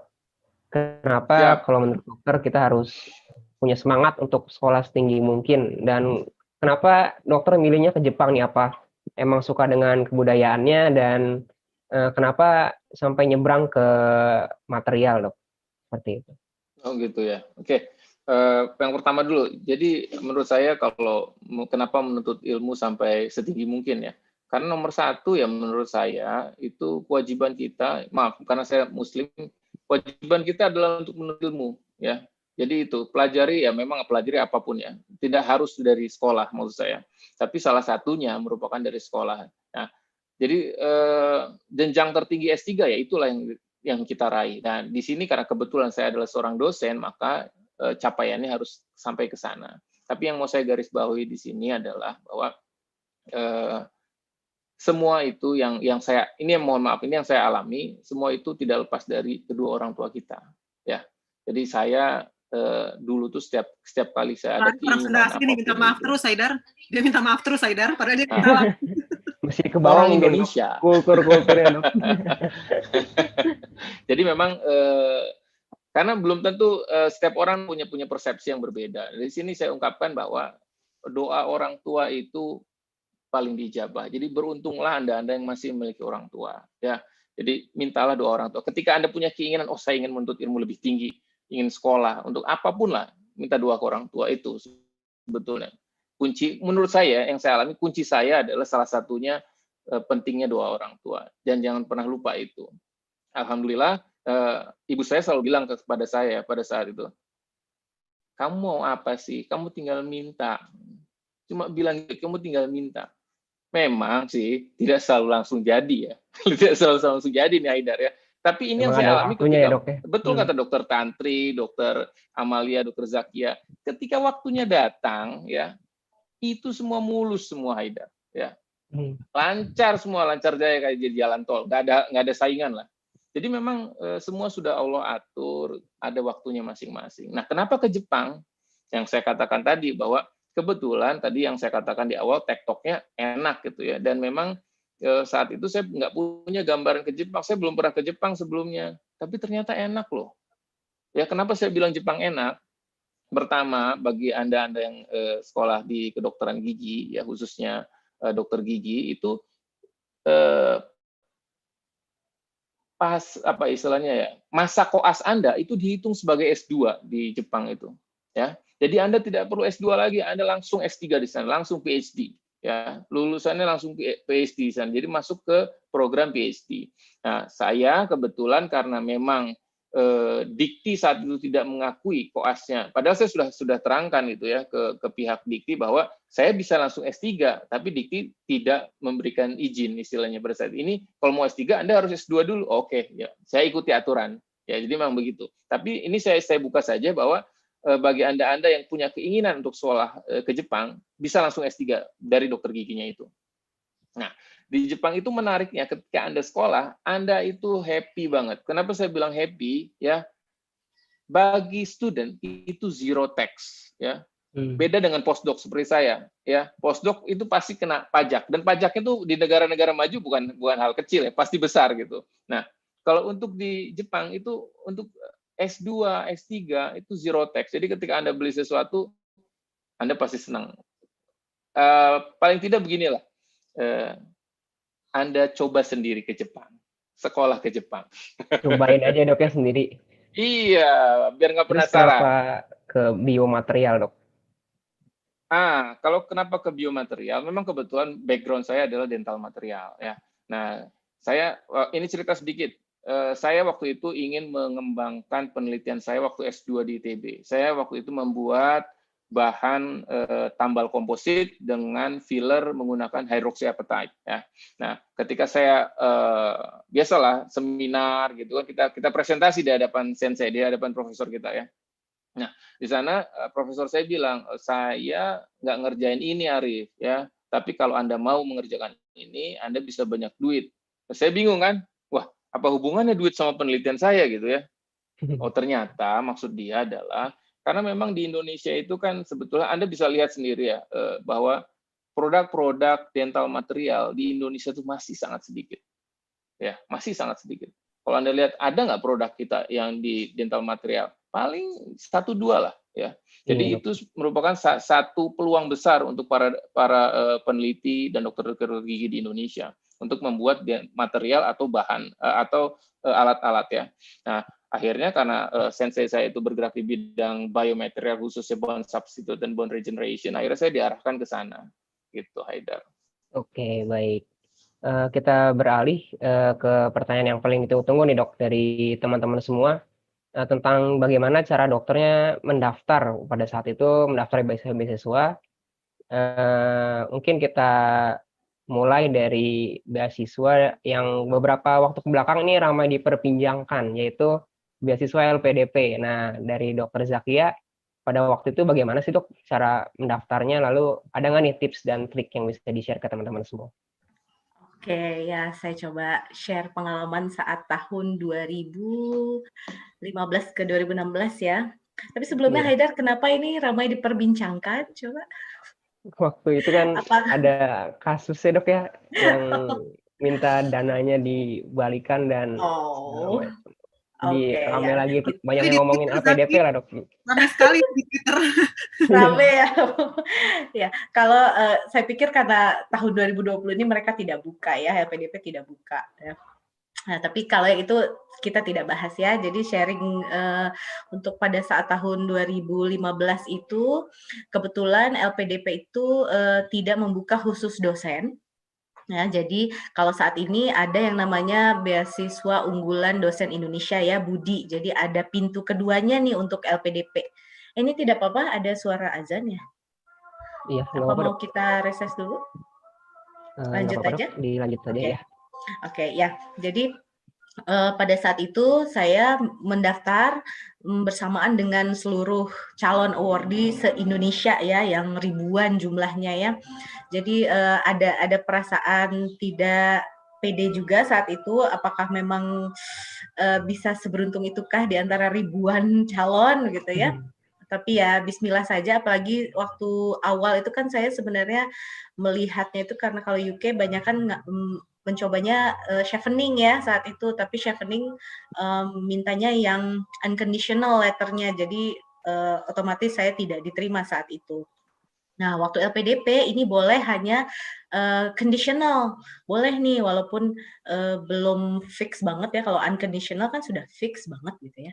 Nah, kalau ini LPDP boleh saat itu. Jadi akhirnya saya apply, tapi memang waktu itu LPDP hanya memperbolehkan kita apply untuk ke satu negara tujuan dengan major yang sama. Kalau yang sekarang saya baca di websitenya itu sudah boleh 3, sama seperti chevening. Nah, tapi kalau dulu misalnya ada perubahan nih dari satu tujuan yang kita masukkan saat registrasi, pada saat berubah itu boleh asalkan kualifikasi universitasnya lebih tinggi gitu ya, dan ada persyaratan lainnya. Jadi memang harus dicek ke websitenya, Dok ya? Betul, betul. Nah, jadi saat itu memang banyak ya persyaratan di LPDP yang harus dipenuhi, dari mulai kesehatan, tes narkoba, psikotes seperti itu, dan sepertinya sampai sekarang pun itu mau kita apply di manapun, ya, betul pasti ada gitu ya. Kemudian ada yang namanya esai juga. Nah ini mungkin nanti akan ada mungkin ada yang nanya dong tentang esai. Jadi nah iya ada 3 jenis esai kalau di LPDP itu waktu saya apply ya. Walaupun waktu itu masih dalam bahasa Indonesia, tapi ada juga kalau ke universitas itu personal statement namanya. Di situ tuh untuk saya yang baru pertama kali mau mencoba sekolah di luar negeri, bagaimana caranya saya promote diri saya harus confident dengan apa yang saya punya gitu ya, tapi tetap humble, tidak sombong di dalam itu gitu ya.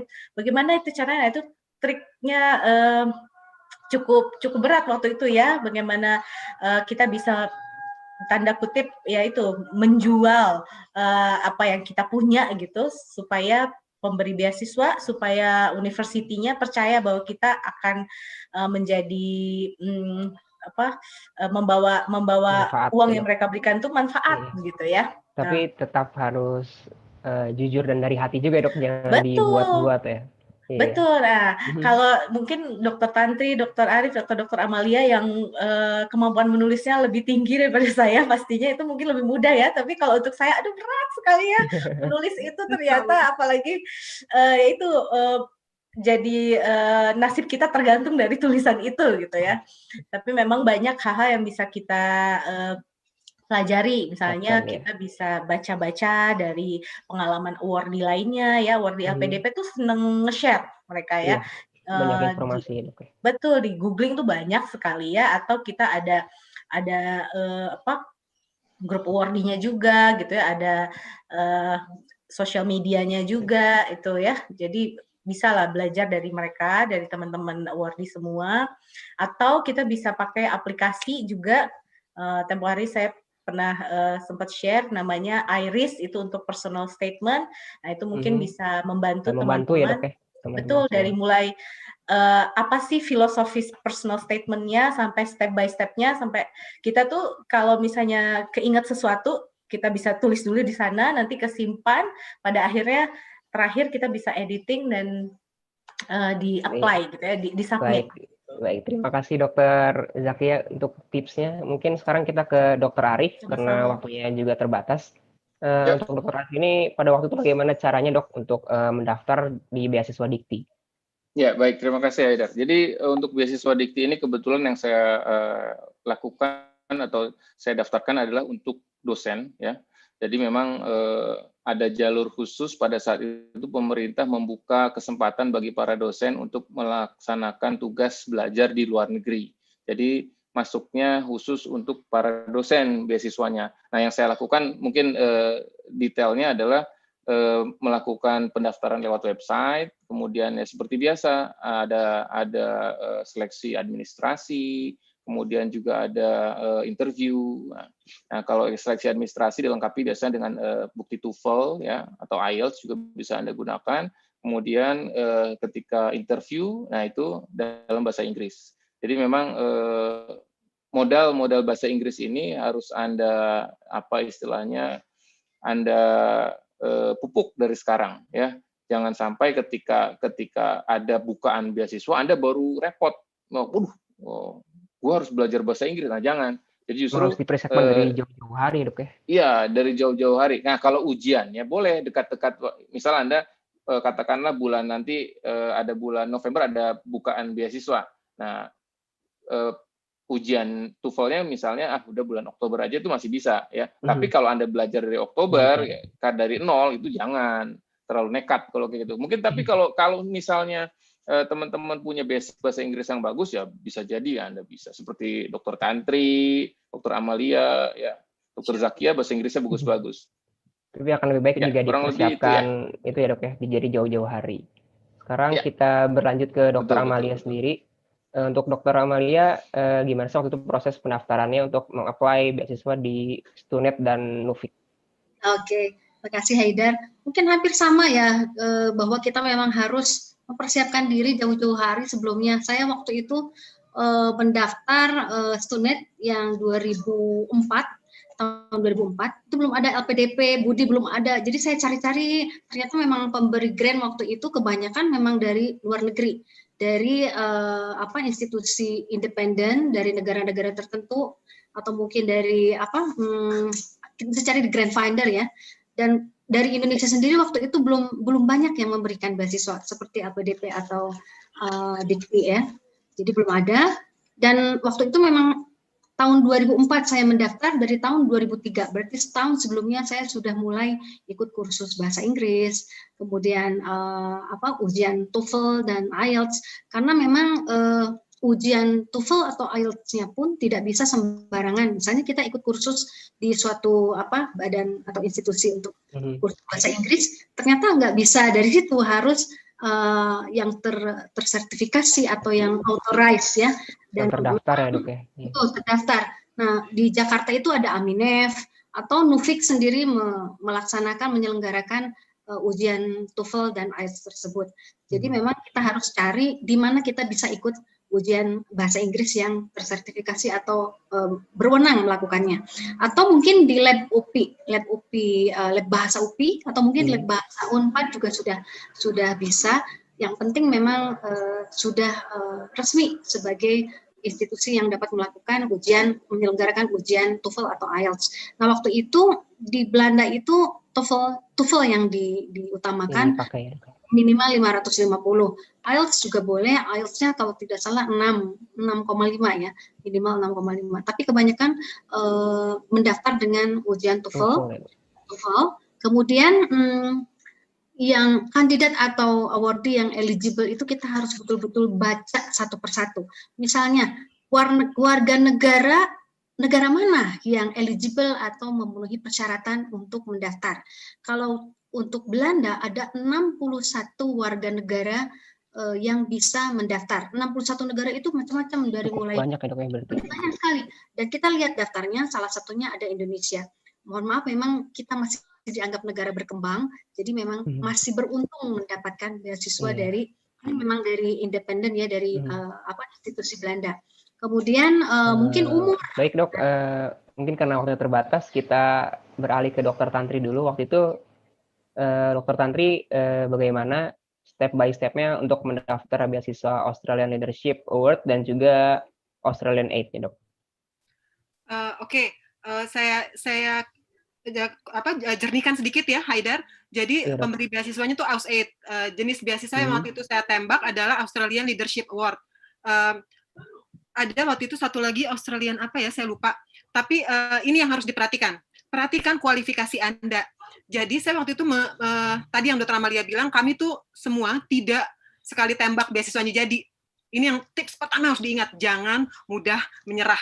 Saya mungkin ada 237 beasiswa yang saya aplikasikan sebelum akhirnya cukup banyak juga ya dok ya. Bohongnya ini bohongnya.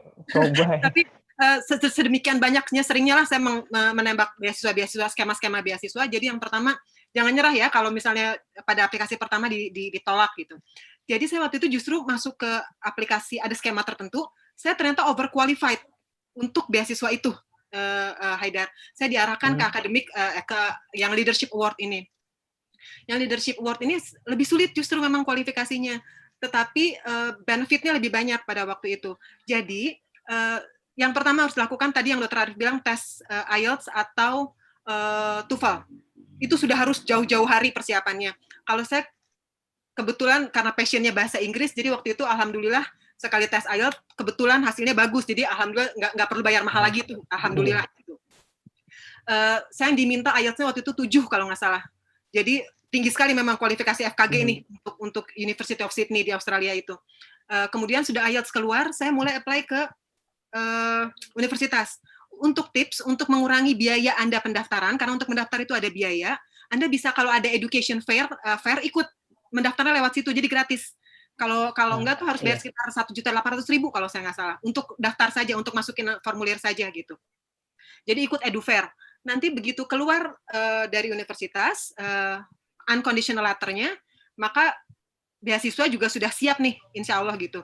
Nah, untuk si beasiswa, saya waktu itu mendaftar, mengirimkan berkas ke AusAid, oleh AusAid diseleksi dulu, diseleksi administratif. Setelah administratif, kami diundang ke Jakarta untuk wawancara. Setelah wawancara, ditunggu beberapa minggu, baru ada hasilnya. Jadi kurang lebih seperti itu kalau untuk prosesnya, Haidar. Yang paling penting justru menurut saya adalah persiapan bahasa Inggris, karena untuk FKG itu agak berat kalau di sana gitu, dan beasiswa tuh nurutin maunya universitas gitu. Jadi memang harus dipersiapkan ya bahasa Inggrisnya dari sekarang. Enaknya Australia, pemberi beasiswa dari Australia, kalau saya kan pemerintah Australia yang memberikan biaya. Enaknya Australia itu kalau untuk master, mungkin kan yang sekarang mungkin banyaknya master yang streaming sekarang. Kalau untuk master dicarikan universitasnya. Jadi bahkan kita nggak perlu daftar ke universitas. Enaknya Australia itu. Kalau saya waktu itu karena mau PhD, makanya nyari sendiri universitasnya gitu. Tapi kalau untuk master itu dicarikan oleh AusAid. Jadi kita cuma apply ke. Dibantu juga ya dok ya? Yes, banget. Kita dicarikan. Jadi kita cuma daftar ke AusAid, oleh AusAid ditanya mau kemana gitu. Kita sebutin nama universitasnya, mereka yang apply. Kita nggak perlu tahu apa-apa. Jadi tahu-tahu nanti mereka bilang keterima atau mereka gitu. Jadi enaknya master itu. Kalau PhD karena harus ada proyek riset, jadi mau tidak mau harus mencari sendiri ya, Haidar harus berhubungan dengan profnya, harus ada persetujuan dulu proyek penelitiannya mau apa nih gitu. Baik, terima kasih dokter atas sharing-sharingnya nih.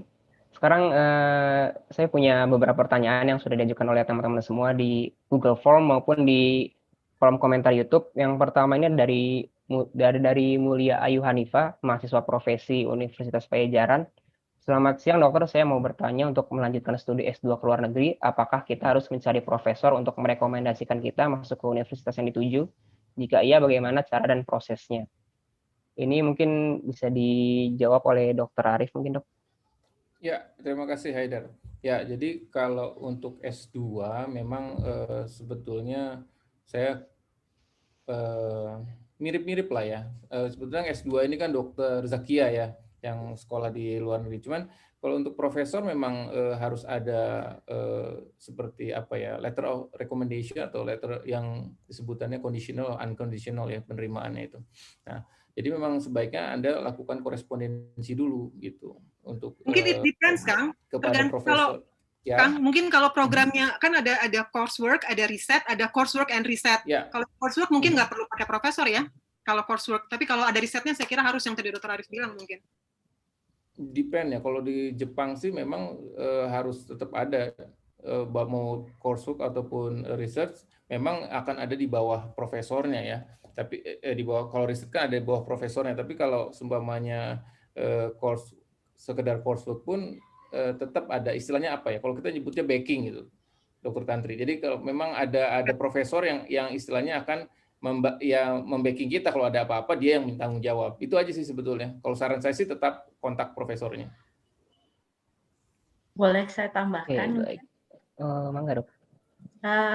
Kalau berdasarkan pengalaman mungkin memang benar yang Dr. Arif bilang, mungkin berbeda negara, beda juga universitas, mungkin beda polisinya ya.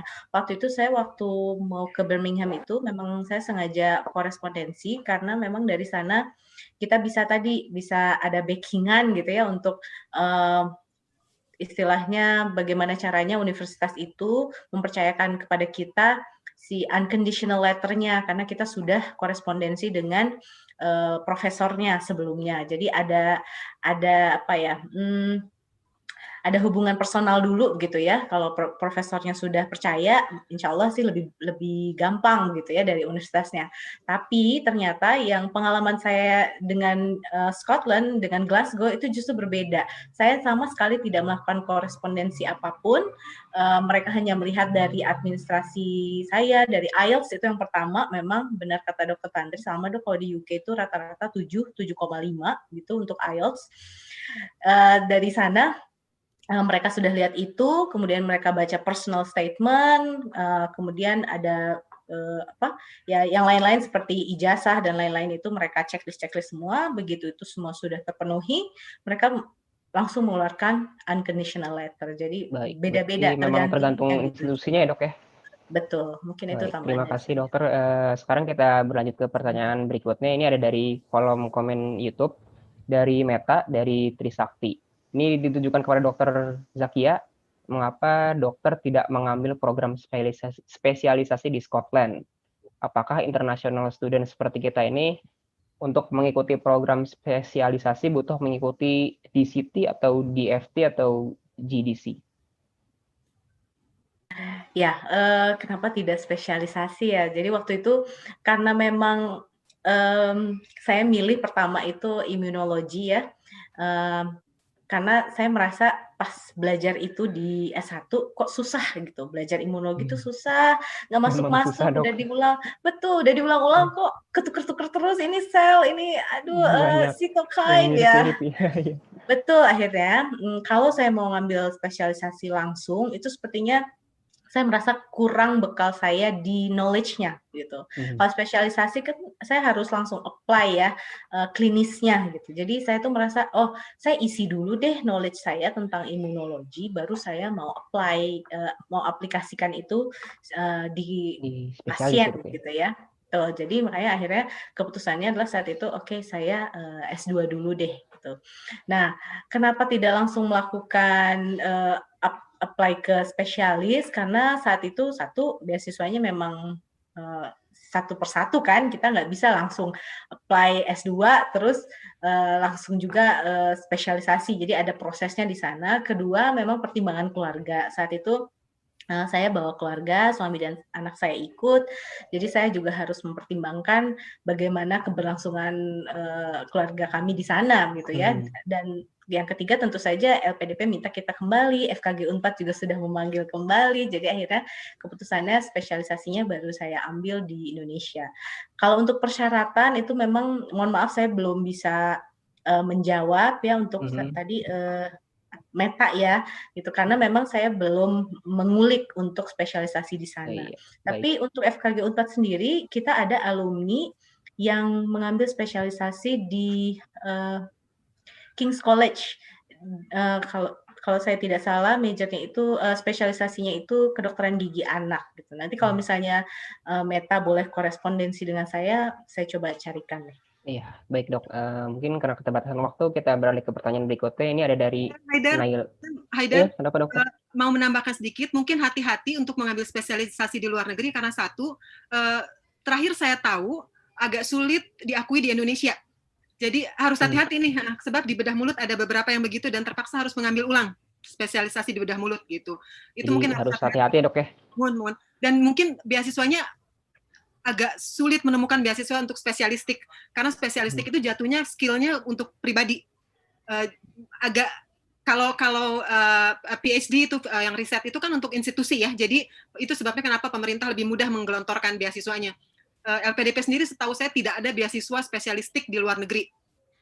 Di luar negeri ya, kalau untuk luar negeri. AusAid juga nggak ada gitu. Jadi itu mungkin harus jadi bahan pertimbangan. Terutama agak sulit untuk persamaan di Indonesianya, Haidar gitu. Baik, terima kasih Dokter Betul, Tantri betul. atas tambahannya. Sekarang ada pertanyaan dari Naila Robania Fitria, mahasiswa S1 FKG Unsud. Ini pertanyaannya rentang waktu yang paling efektif ketika kita ingin mengambil S2 di luar negeri setelah menjadi dokter gigi. Lebih baik sewaktu kapan? Dan apakah akan terdapat kesulitan dalam berpraktik kembali dalam hal kemampuan atau kompetensinya setelah 2 tahun tidak berpraktik dikarenakan kuliah di luar negeri? Mungkin bisa dijawab oleh Dokter Tantri, Dok. Oke. Saya kemarin ini baru saja memberikan nasihat nih sama adik-adik saya yang baru kemarin lulus uji kompetensi. Saya bilang, jangan langsung spesialis, kasih otaknya istirahat. Gimana istirahatnya? S2 dulu ke luar negeri, kata saya gitu. Sebab kalau menurut saya itu istirahat yang paling efektif. Jadi, begitu Anda mulai klinik agak renggang, silahkan langsung apply ke luar negeri untuk master. Karena begitu ijazah S1 dipegang, cuma itu yang kita butuhkan untuk apply S2. Institusi luar negeri itu tidak meminta ijazah profesi, nggak ada ijazah profesi diminta. Yang diminta hanya ijazah S1, bachelor. Jangan berlama-lama ya, Dok ya. Ya, jadi sambil nunggu apply aja. Apply aja. Jadi apakah ada kesulitan ketika berpraktik kembali, Dok? Ketika sudah 2 tahun tidak berpraktik? Tidak ada ya, Dok ya? Praktek dokter gigi itu is riding a bike. Once you get on it, lancar lagi gitu, insya Allah. Nggak ada masalah. Saya kan kemarin sempat stop tuh 3,5 tahun ya waktu PhD. 3,5 tahun stop. Begitu pulang mah, alhamdulillah, masya Allah lancar lagi, nggak ada apa-apa. Baik, terima kasih Dok. Sekarang ada pertanyaan dari Adila dari FKG Unpad kepada Dokter Amalia. Nih, bagaimana dokter menyesuaikan sistem pembelajaran yang berbeda dari sebelumnya di FKG Unpad dengan di Belanda? Apakah sulit untuk adaptasinya, Dok? Ya, terima kasih. Dokter Adila dari Perio ini. Mahasiswa FKG, Dok. Bukan, oke. Betul bahwa sistem pendidikannya memang sangat berbeda karena memang kita harus berpikir kritis ya. Jadi critical appraisal untuk segala hal. Terutama sekali apapun yang kita sampaikan harus ada evidence base-nya. Jadi jangan sampai kita katakan ini seperti ini, pendapat saya seperti ini, atau apapun yang kita katakan, dari mana Anda mendapat argumen seperti itu. Akhirnya kita harus bilang menurut siapa misalnya, Carranza tahun 2008, nah seperti itu. Menurut siapa tahun berapa, jadi memang segala sesuatu yang kita sampaikan di sana harus ada dasarnya. Pertama itu. Jadi kedua adalah memang kita harus berpikir kritis. Misalnya kalau di Indonesia kita kan banyak disuapin ya, diberi teori-teori oleh dosen-dosen kita, oleh guru-guru kita. Di sana tuh betul-betul pelajarannya tuh seperti apa ya, di kita tuh PBL ya, problem based learning, atau mungkin student center learning. Jadi profesor atau supervisor kita ya melihat dari pinggir, kita berdiskusi, kita menerangkan, jadi kita harus bawa bekal sebelum kita datang ke kampus. Karena kalau nggak tahu apa-apa sama sekali, tiba-tiba coba terangkan jurnal yang barusan Anda baca, isinya tentang apa, metode penelitiannya seperti apa. Dan waktu kita baca metode penelitian, dia malah tanyanya bukan metodenya, tapi menurut Anda betul nggak metode seperti itu? Jadi bukan mengikuti apa yang tertulis ya, mengikuti apa yang tertulis, menelan bulat-bulat apa yang tertulis, tapi justru malah ditanya, menurut kamu salahnya apa di jurnal ini?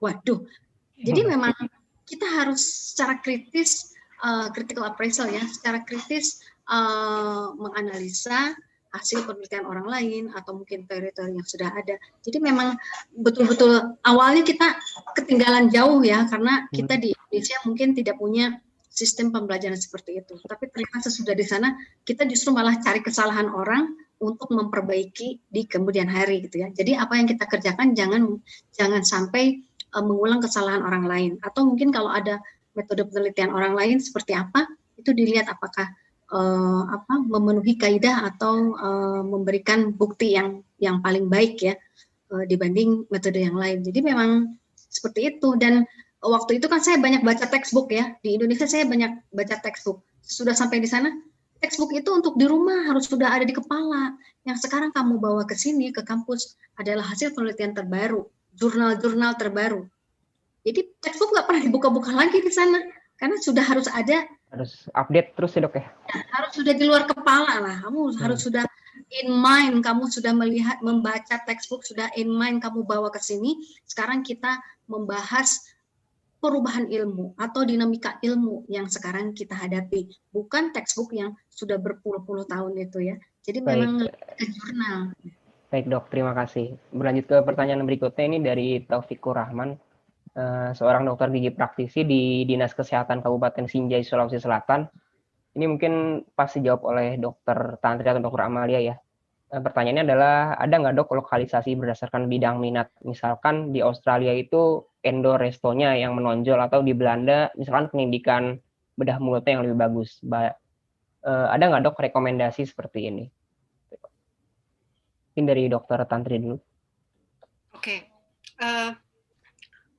Kalau untuk per bidang ilmu, saya tidak bisa banyak merekomendasikan. Saya hanya bisa bicara untuk bedah mulut ya, Haidar. Jadi baik, dok. Karena kalau untuk saya waktu itu kebetulan untuk orofacial pain ini memang di Australia ini, kan lagi-lagi saya mau PhD, jadi mohon di highlight itunya. Jadi saya mencari supervisor yang publikasinya banyak, yang sudah jelas-jelas diakui oleh dunia gitu. Jadi itu yang saya kejar. Jadi kalau untuk bidang saya untuk orofacial pain, Australia ini di University of Sydney-nya sangat direkomendasikan gitu.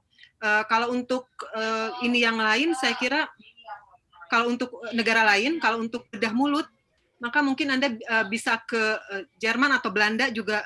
Dengan Belanda, soalnya FKG Unpad bedah mulutnya banyak sekali kerjasamanya dengan beberapa institusi di Belanda gitu. Jadi kalau saya cuma bisa bicara atas nama Departemen Bedah Mulut, saya nanti saya khawatirnya salah memberikan rekomendasi kalau untuk bagian lain gitu. Kalau untuk bedah mulut sih itu negaranya barangkali kalau untuk yang bisa saya rekomendasikan, Haidar. Berarti memang tergantung ya dok ya. Bisa dicari-cari aja dok, kira-kira kalau bidang ini bagusnya di mana gitu ya.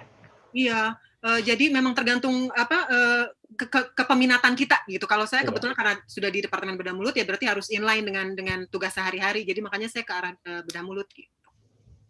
Baik, terima kasih dok. Ini ada pertanyaan selanjutnya dari Bima Aji dari Universitas Jember, Fakultas Kedokteran Gigi, ditujukan kepada Dr. Zakia.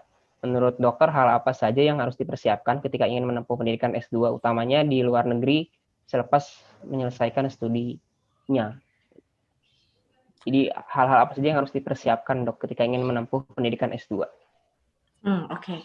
Hal yang harus dipersiapkan tadi sepertinya sudah disinggung sama pembicara yang lain ya. Kunci utama itu bahasa Inggris kalau mau ke luar negeri. Ya, pelajari di universitasnya, di major yang mau diambil, kalau sudah tahu apa, mau kemana, negaranya, universitasnya, bisa dibantu juga mungkin tadi sekalian menambah jawaban tentang yang mana yang lebih bagus itu, teman-teman mungkin bisa lihat di university ranking dari QS atau Times Higher Education, itu ada ranking-ranking berdasarkan universitas atau bahkan majornya. Kalau mau tahu misalnya kalau kedokteran gigi bagusnya di mana, major ininya bagus di mana, itu bisa itu ya. Jadi persiapkan itunya dulu tuh. Mau kemananya, setelah itu ya itu bahasa Inggris tadi ya.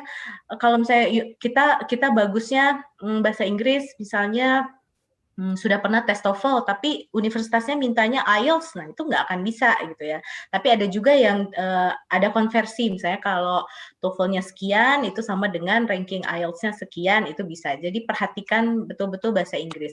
Tidak ada gunanya kita mempersiapkan semua berkas kalau persyaratan bahasa Inggris kita belum ada di tangan. Itu tidak akan jadi berangkat. Biasanya seperti itu ya. Terima kasih dokter atas jawabannya. Ini pertanyaan terakhir mungkin dari Clara dari Unjani, ditujukan kepada Dr. Arif. Untuk mendaftar ke Kyushu University, apakah diperlukan kemampuan berbahasa Jepang dok, sertifikat CLPT, dan bagaimana mengetahui profesor yang ada dan bidangnya? Terima kasih. Ya, terima kasih. Jadi simpel sekali ya, Clara ya tadi ya. Clara, kalau Anda tertarik untuk istilahnya melanjutkan studi ke Jepang ya, sekarang memang sudah berjalan dari zaman saya juga G30 program. Jadi untuk kelas-kelas yang berbahasa Inggris di Jepang ya.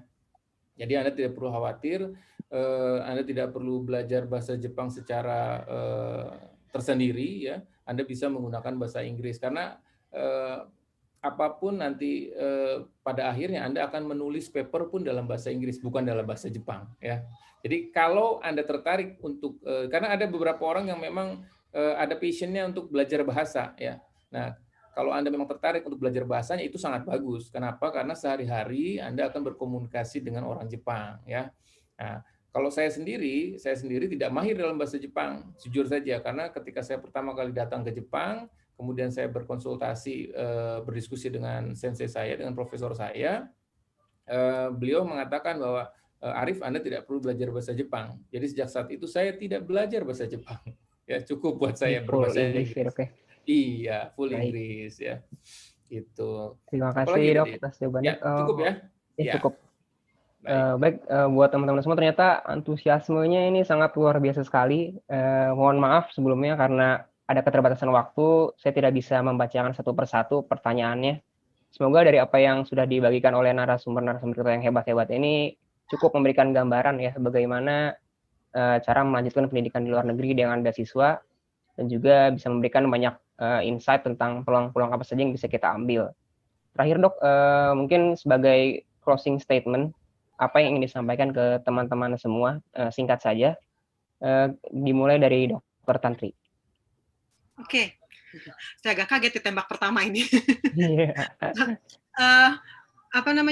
Sebelum saya lupa, untuk teman-teman adik-adik yang berminat untuk apply untuk Australian Awards, kalian bisa buka australiaawardsindonesia.org. Itu informasinya lengkap sekali. Jadi australiaawards.indonesia.org itu bisa diunduh semuanya, persyaratan dan lain-lain. Kemudian kalau untuk pesan saya, tadi seperti sudah saya sebutkan sebelumnya, sekolah setinggi-tingginya, jangan pernah menyerah. Terus mengambil pernyataan Dr. Arif tadi, saya sering sekali ditanya, Tantri, resepnya bisa berhasil sekolah di luar negeri itu apa? Banyak baca atau apa? Terus saya bilang nggak ada, resepnya cuma satu, doa ibu, kata saya tuh gitu. Jadi minta selalu doa orang tua, sebab ini yang paling penting nih di atas segalanya nih, doa orang tua gitu kalau kata saya sih. Sebab semua orang bisa kerja keras, Haidar, semua orang bisa belajar, semua orang bisa baca. Tapi yang membedakan itu kalau kata saya mah adalah diijabahnya doa ibu. Saya selalu yakin di setiap pencapaian saya selalu yakin sebelum kerja keras saya dihitung oleh Allah, maka yang pertama kali dipertimbangkan oleh Allah adalah doa ibu saya, doa orang tua saya gitu. Jadi itu yang kalau pesan saya sih itu, jangan mudah nyerah, terus dicoba, doa orang tua nomor 1 gitu. Baik, luar biasa. Terima kasih, Dok. Kalau dari Dr. Zakia, bagaimana, Dok? Apa yang ingin disampaikan sebagai closing statement-nya? Iya, menambahkan dari Dr. Tantri ya, sudah pasti tuh doa orang tua, ya doa ibu bapak itu yang paling pertama. Terus kalau selain dari itu, selalu tanamkan di dalam pikiran kita, di hati kita, bahwa semua orang itu punya waktunya masing-masing. Jangan pernah merasa, oh teman saya yang duluan itu udah S2, saya belum gitu. Semua orang punya timingnya masing-masing. Waktu saya itu di LPDP pada saat diterima, sepertinya saya yang paling tua di sana. Waktu saya di university, saya juga yang paling tua, dentis satu-satunya lagi.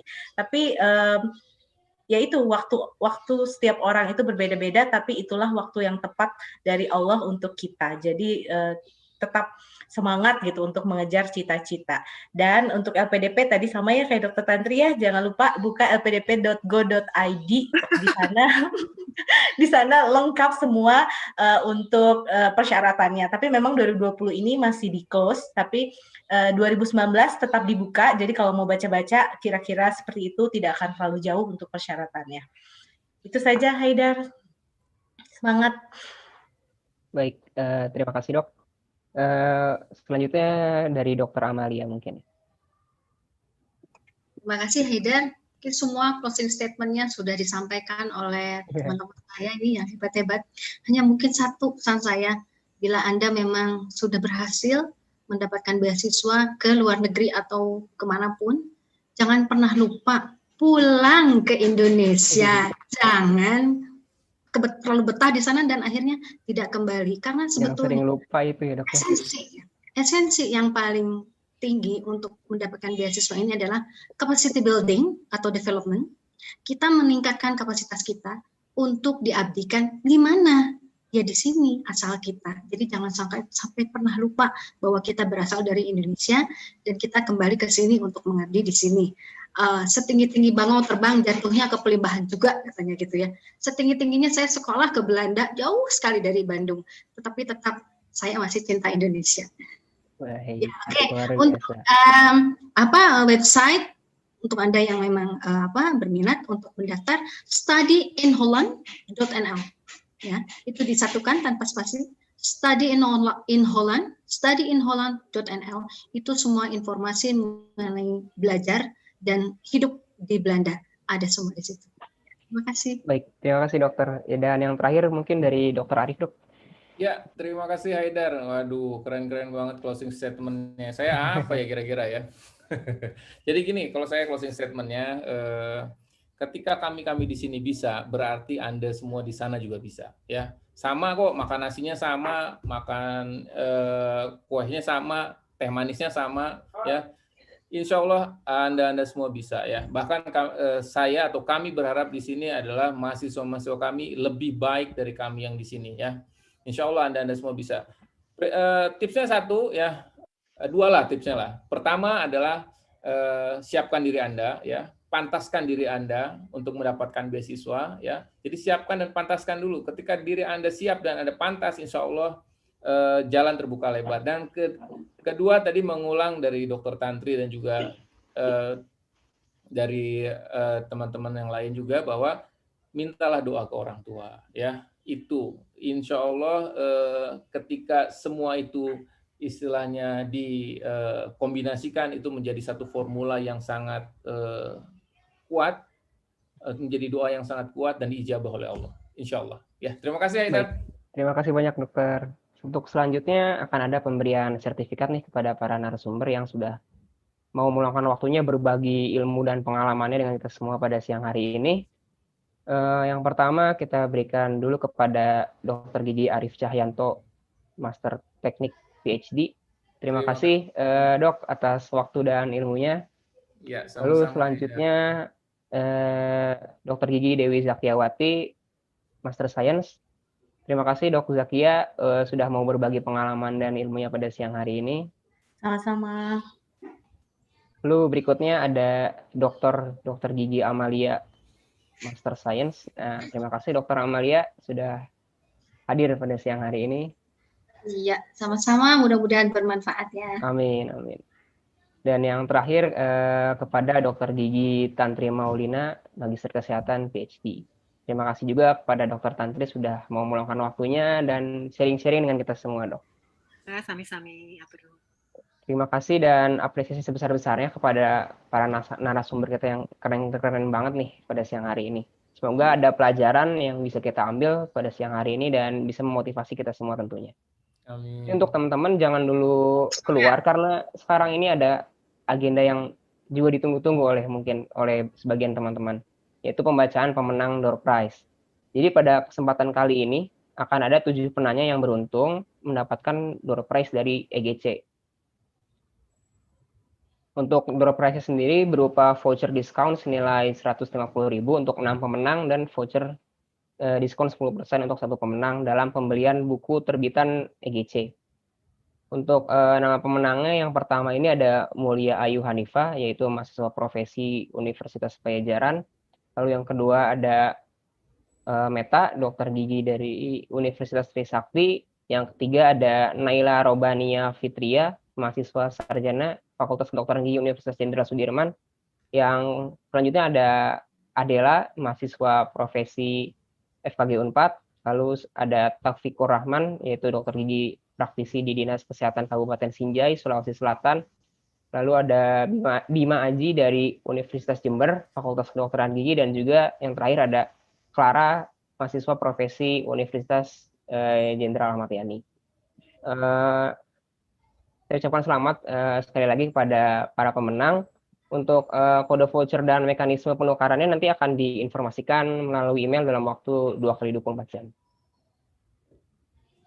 Akhirnya kita semua sudah sampai nih di akhir acara. Saya ucapkan terima kasih kepada narasumber yang sudah berbagi ilmu dan pengalamannya kepada kita semua. Terima kasih juga kepada EGC yang sudah mendukung berlangsungnya acara ini, dan yang paling utama terima kasih juga kepada teman-teman semua yang sudah mengikuti acara talkshow ini dari jam 2 tadi dengan antusiasmenya yang sangat luar biasa.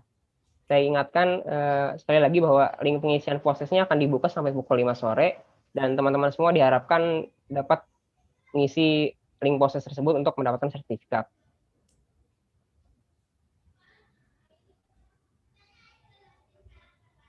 Akhir kata, persiapkan segala sesuatunya ini dengan baik. Jika teman-teman mempunyai cita-cita untuk bisa mendapatkan beasiswa ke luar negeri, dan jangan ragu serta takut, karena sesungguhnya mengambil langkah pertama itu sangat penting untuk langkah-langkah kita berikutnya. Semangat selalu dalam mempersiapkan diri dan memantaskan diri. Saya Haidar, pamit undur diri, selalu jaga diri dan jaga sekitar. Wassalamualaikum warahmatullahi wabarakatuh. Waalaikumsalam warahmatullahi wabarakatuh. Waalaikumsalam warahmatullahi wabarakatuh. Terima kasih.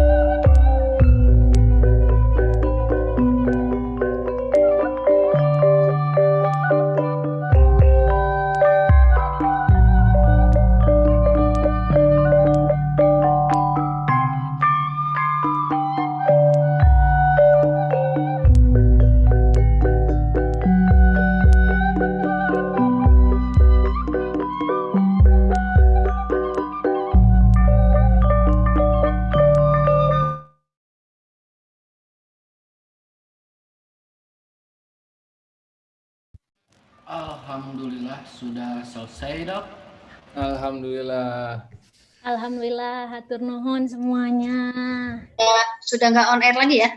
Sudah off. Sudah, Dok, sudah. Sudah bebas. Alhamdulillah.